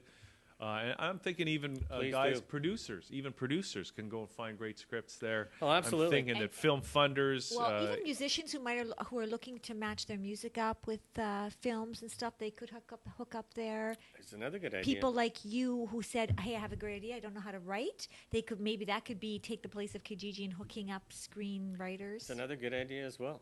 Yeah, I mean, we're open to all kinds of suggestions. Like I said, we're going to get some great movies made. There's no doubt about it. There's just a lot of unknown talent. There's a lot of talent out there that just is not heard yet. They just don't have a voice. We're going to give them the voice. Okay. Wow, that's amazing. Thank you for coming up with such Thank an you amazing for having idea. us. Thank you for having me.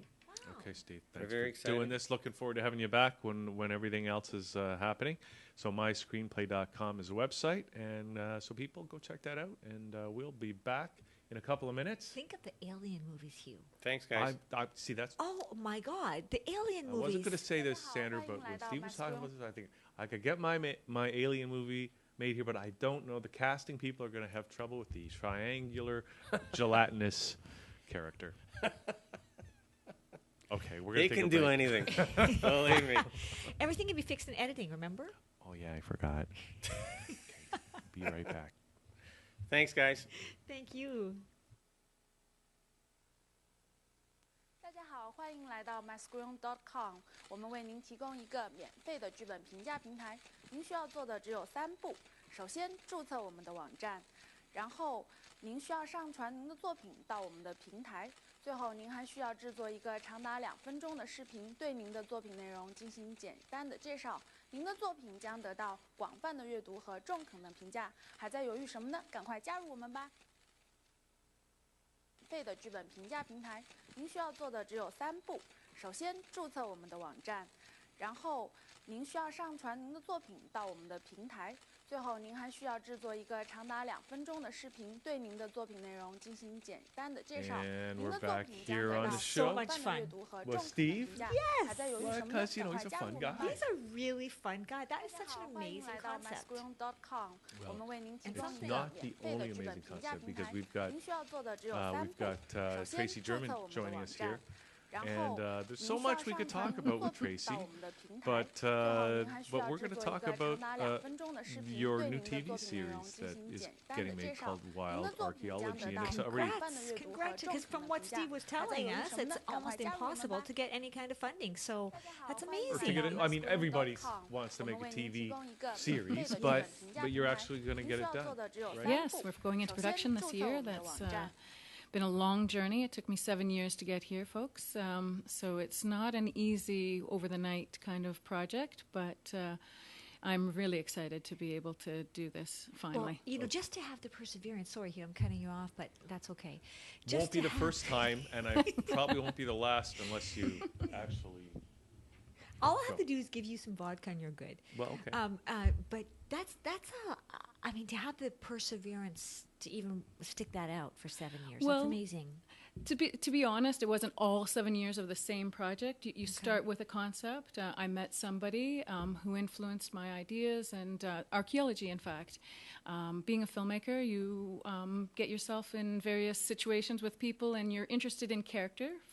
That's my primary interest, is in individuals and their stories. And I met a really fascinating person, and that led me to the discovery of Aboriginal archaeology in Canada and how that story hasn't been told. And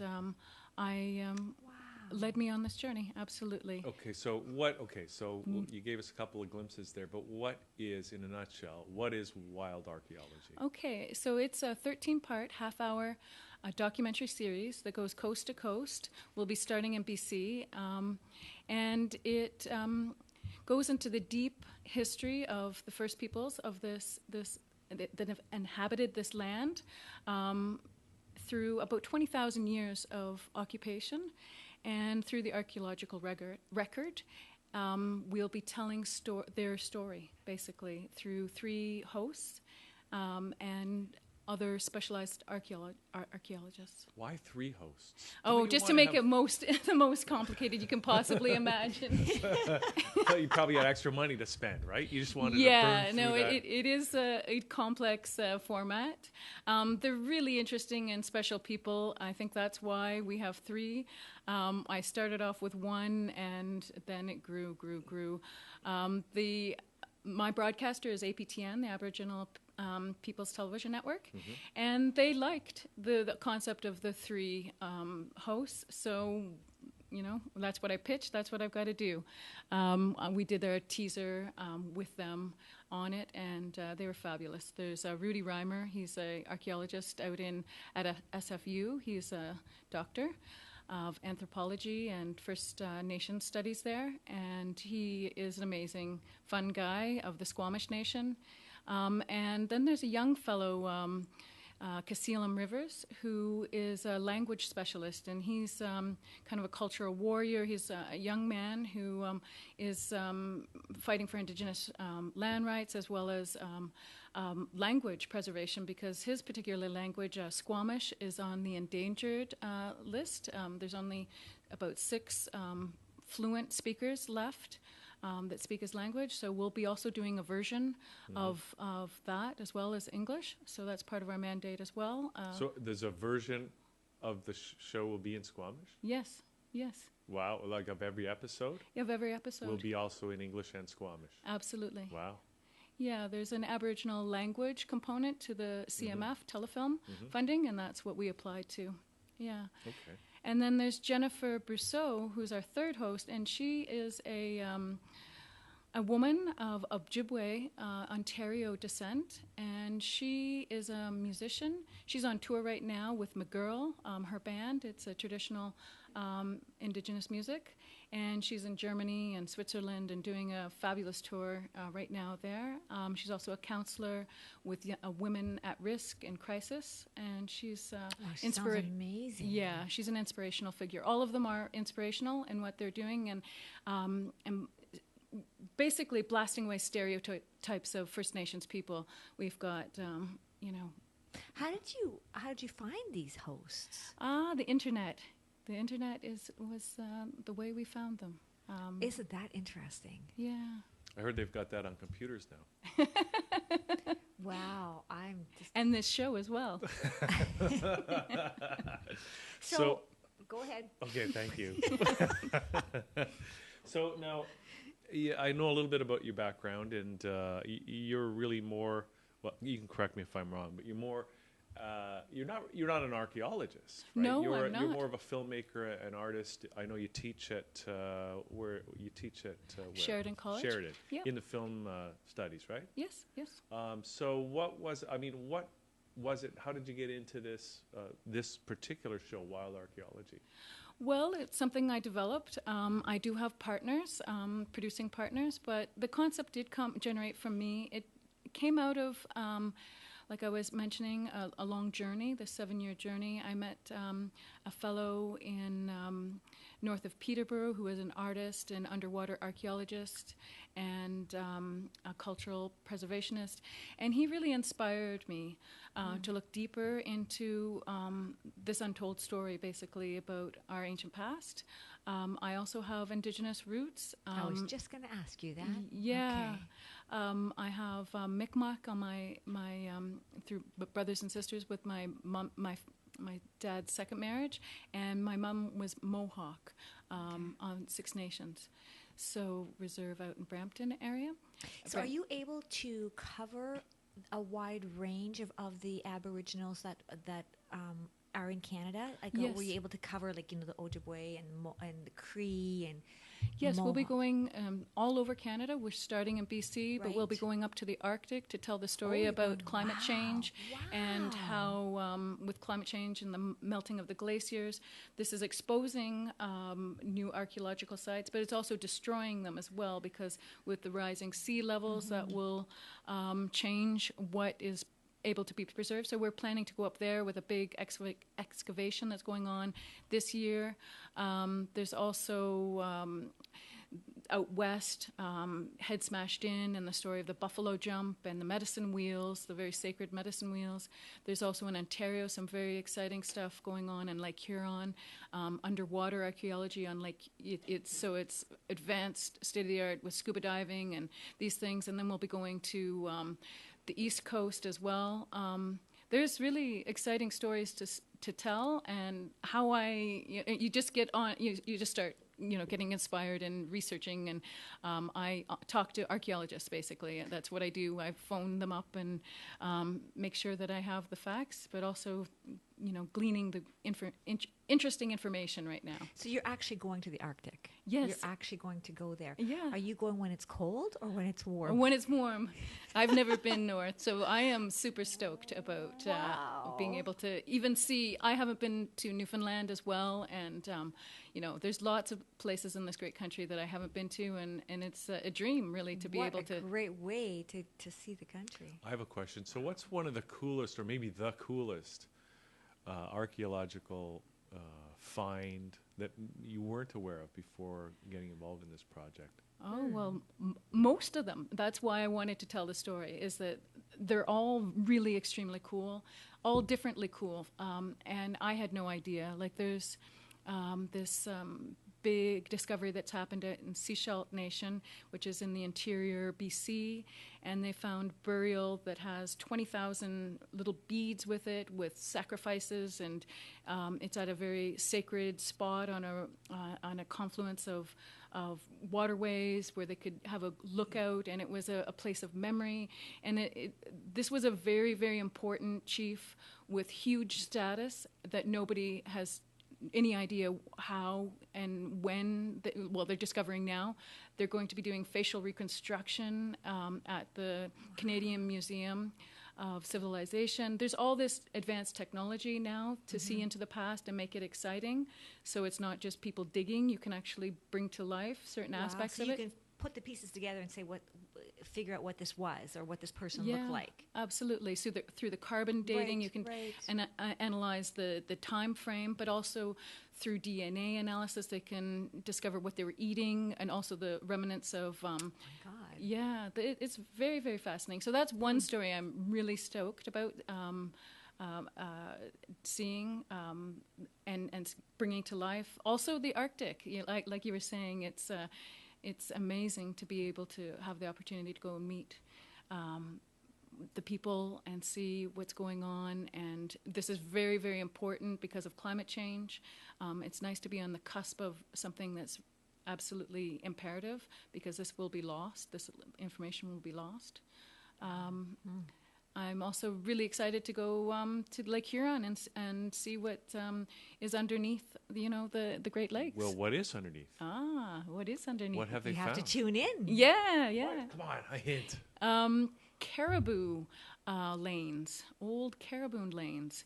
So before, when this used to be back in the glacier times, 10,000 years ago, when it was melting off, the lake was at a different level, and certain parts of it were tundra, basically, and caribou would have migration routes along that ridge.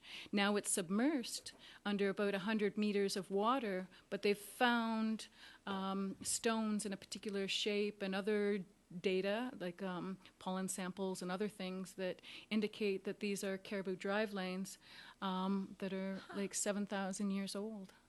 And a lot of the archaeology in Ontario has been disturbed because of, civilization has moved in and moved everything. So to find preserved ancient artifacts is really, really rare because of the agriculture and the, spreading of people. Gosh, it makes me wonder, 100,000 years from now, what they're going to find if someone were to come along and do a show or whatever it's going to be at that point on the history. What would Toronto be? Would it be submerged in water and, while people actually lived there? Yeah, it will be because the oceans will rise. But we've showed videos on the show what's going to happen in major cities when the glaciers all melt. Yes, it will rise like 120 meters above where it is right now. So we'd all be dead. Not necessarily, but the coastlines will be submerged. See, I always thought that would be cool because you could look out your living room window and see fish swimming around. That's cool. If you're living on a high floor. I'm not sure exactly if that's going to work out. We're going to have to maybe put a little bit of Very waterproofing. nice way of saying you're crazy. We're going to business opportunity, waterproofing your house. Okay, Tracy, okay, so Just now follow the animals. They know. What? Just follow the animals. yeah. When they leave, leave. Okay. Tracy, how far along in the production process are you? Well, I'm at the stage where I'm getting all the financing in order. I have been greenlit, so that means that yes, the yeses have come in from the broadcaster and the government agency, the CMF, Telefilm Fund. But I'm at the pre-production stage, so we will be going into production in June as part of our agreements with these people. So yeah. So when is it all said and done then? When can people expect to see the first episode? Well, that will be January 2016 is when I deliver to the broadcaster. So I'm 2 years out. So I'm very early in the process, but That's good. What At least a you're not fighting to process. meet that deadline yet, no, right? no, not yet, not yet. Yeah. So how does this work around your teaching? Because you Well, it's kind of convenient that archaeology mostly happens in Canada in the summertime, spring, summer. So I have the great fortune of having a job that ends in April and goes back to work in September. So I should be able to do both. You just are in the sweet spot of everything. I don't know. This is taking a long for time. you. Are you in fifth density already? Fifth- Fifth dimension? Well, Sandra can explain that to you. Yes, please. We're talking about moving into a whole That's nother why area. she's The in the sweet opposite- spot. yeah, because you're doing what you love to do. Yes, And absolutely. so you're being rewarded. You're getting when you're following your passion, and it's in alignment with who you are. Things are just made that way, so it just falls into place. I believe that very much. It's taken a lot. Synchronicities. Yes, yeah, and synchronicity does happen, and intuition, and being at the right time, and being able to accept the opportunities that come your way, and challenges. There's been big challenges along the way where I've been almost here before, and then something pulls out, and everything happens for a reason, like you were saying. Absolutely. Yeah. So just to for Steve, for Steve's point, Steve wanted us to ask you, or actually, I want to know myself. I don't know if you heard the segment before, but he has something called myscreenplay.com. Yes. Would that have helped you? If you had something like that 7 years ago when you first started this? I don't know enough about it, but Okay. I think it's a great. I think as many avenues as and options people have to try and find a way to make their films is better, because there are, the traditional ways, which are very narrow, and they are there. They're the gatekeepers of a certain, social order, I suppose, but they're not the only voice that needs to be heard. So I think as many ways as you can get your product and projects going. I think creativity is an immensely powerful tool, and that we have to use it, and we have to share that with others. It's a healing mechanism, and it's. It doesn't harm anybody. So So to Hugh's point, you're already fifth density. Yes, Hugh. She's there. See, I told you. She doesn't even know what we're talking about. That's proof that she's there. So She doesn't Tracy, even have to know. is there at this point? So it sounds like you got everything pretty much happening the way you want it, and the show's going ahead the way you want it. And I know there will be, Murphy's Law. There's going to be a lot of stuff that you still have to get through, but you're getting the green lights. It's going to happen. Yes, it is right? going to happen. How exciting. It's just so exciting. Yeah, but when can people see Start- the first yeah. episode? Well, that I don't know. Oh, I see. So we're still out. Yeah, that won't be scheduled for a little while yet. But we will have a big digital media component with it, with a website, with interactive maps and information, webisodes, and that kind of thing.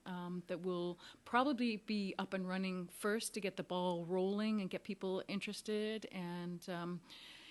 To let the word out, so to speak, so that hopefully we get a good audience to have a look at it. Okay. Well, that's great. And now I'm just wondering if there's anything you need at this point. Maybe somebody's watching this and the show's not up yet, but maybe people are, I don't know, maybe they know about... How can they contribute?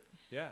Oh, I don't know. Maybe they're going to find a artifact that you guys don't know about yet. Absolutely. Okay, so if that'll help with season 2. Yes, absolutely. If you know of some great discovery or information that I should have regarding Indigenous archaeology across the continent. Or what to wear when you're going to the Arctic.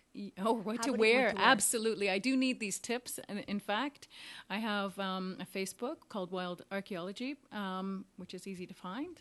You can always give me a message there. As well, I have my corporate website, which is Pale Fox Pictures, as well. You can send me an email. And so what is that? Pale Fox, P-A-L-E, Fox Pictures .com. Okay.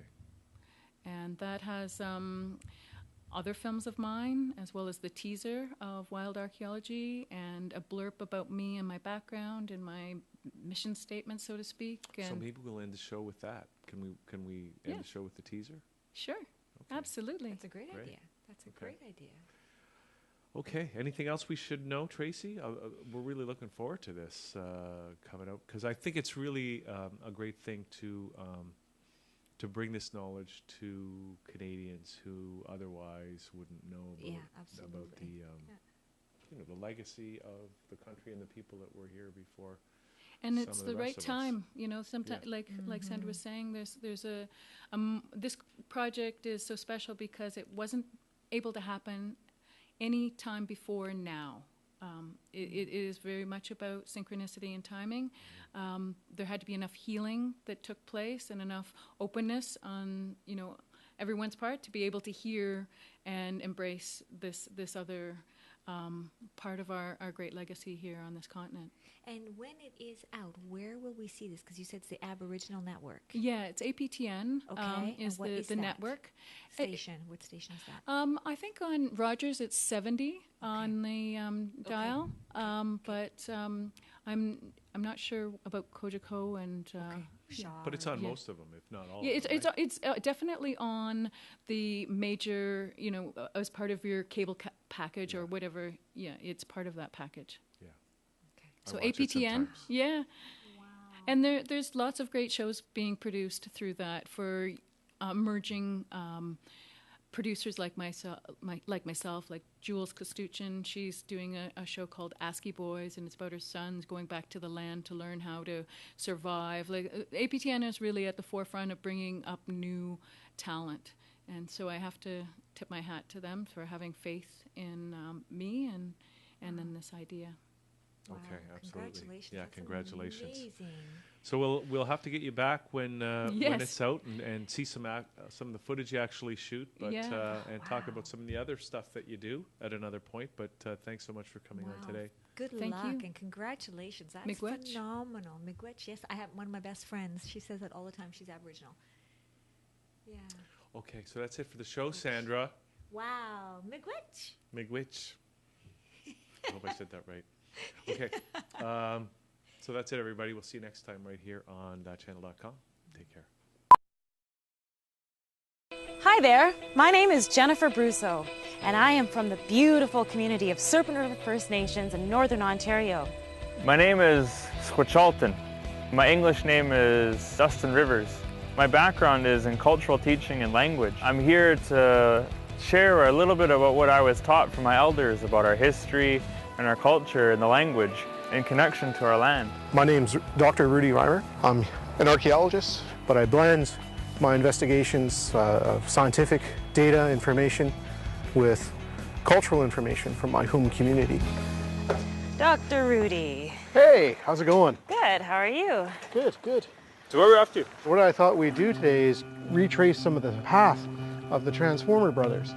We're up here in Squamish, and this is Howe Sound here. This is the core part of Squamish territory.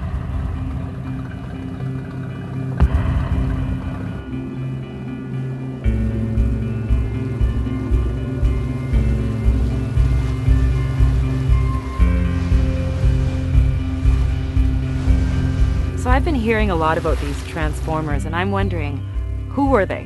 Where did they go? Because in my mind, I'm thinking something completely different. A long time ago, there was these 4 brothers. They call them Transformers because of the actions they did in their territory. And their name was Chais, and they traveled in a canoe. And as they were coming through the territories, they would transform things like animals, human beings, places, and we're actually having an impact on the land and history of people. And so our territory is full of sites and full of history of where they had been and what they had done there. It could be some of the mountains have been transformed by the Transformers. Animals were created by the Transformers. Whole places were altered or changed because of them.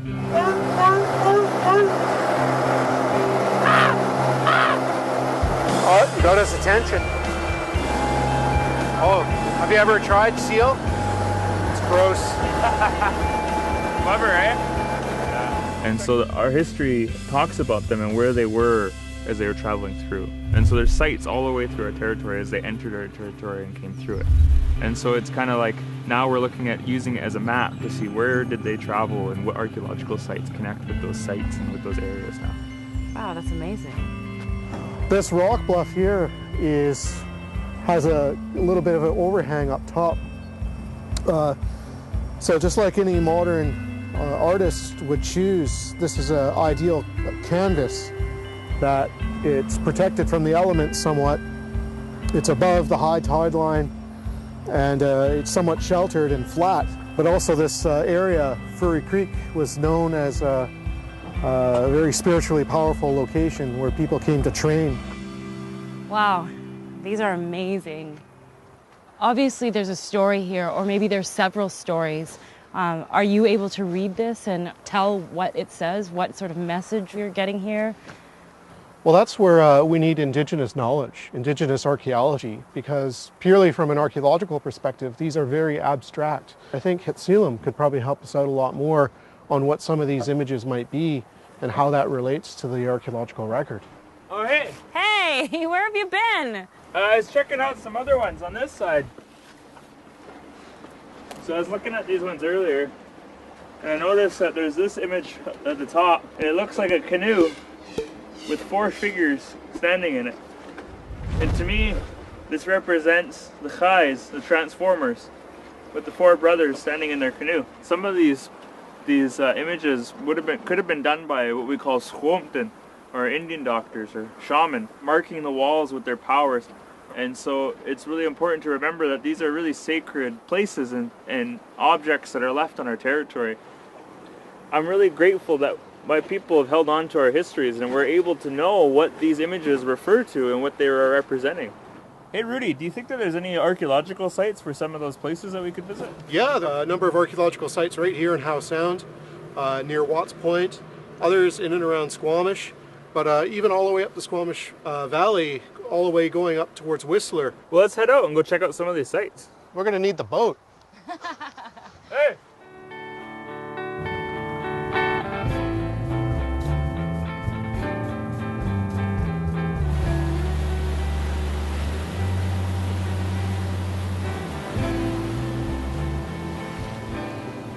What we do as Indigenous archaeologists is bring oral history, place names, traditions, and integrate those cultural understandings into the archaeological record. That gives us a much more nuanced understanding of the ancient past.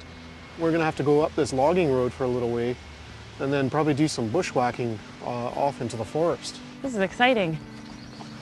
Well, wait until the pavement ends. It'll get a lot rougher.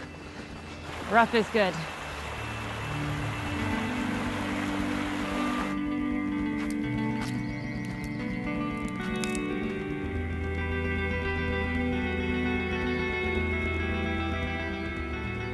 We're getting close. Just up here, you can see that little flat spot. That's right where up in the mist? Yeah, right up there. That's where the rock shelter is. Wow.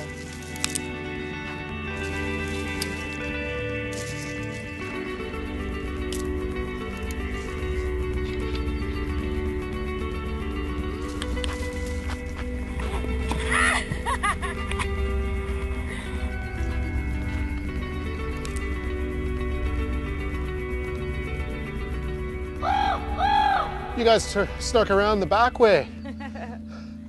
Sneaky, sneaky. Well, it looks like we're here. We finally got to our destination. So a lot of people ask me, how do you find sites such as this? And there are a number of factors that archaeologists have to take into consideration. Natural resources, the plants, the animals, fresh water, flowing water, are all factors that would have made this and other places similar to it very attractive to people hundreds of years ago or thousands of years ago. We can put all these variables together of the landscape and pick areas of high potential to focus our energy and our efforts. So Rudy, as an archaeologist, where do you begin? How do you start looking for artifacts? Kind of systematically and very carefully look at the surface underneath this overhang here. And generally what we'd look for would be stone tools, animal bone, a fire pit, which would have charcoal and fire-cracked rock, but also any soot staining on the roof of the shelter here. Hey, what do you got there? Is this something? I think so. It looks like something. Oh, wow. Look at that. That's a projectile point. Good eye. Well, I think we should take this to the lab.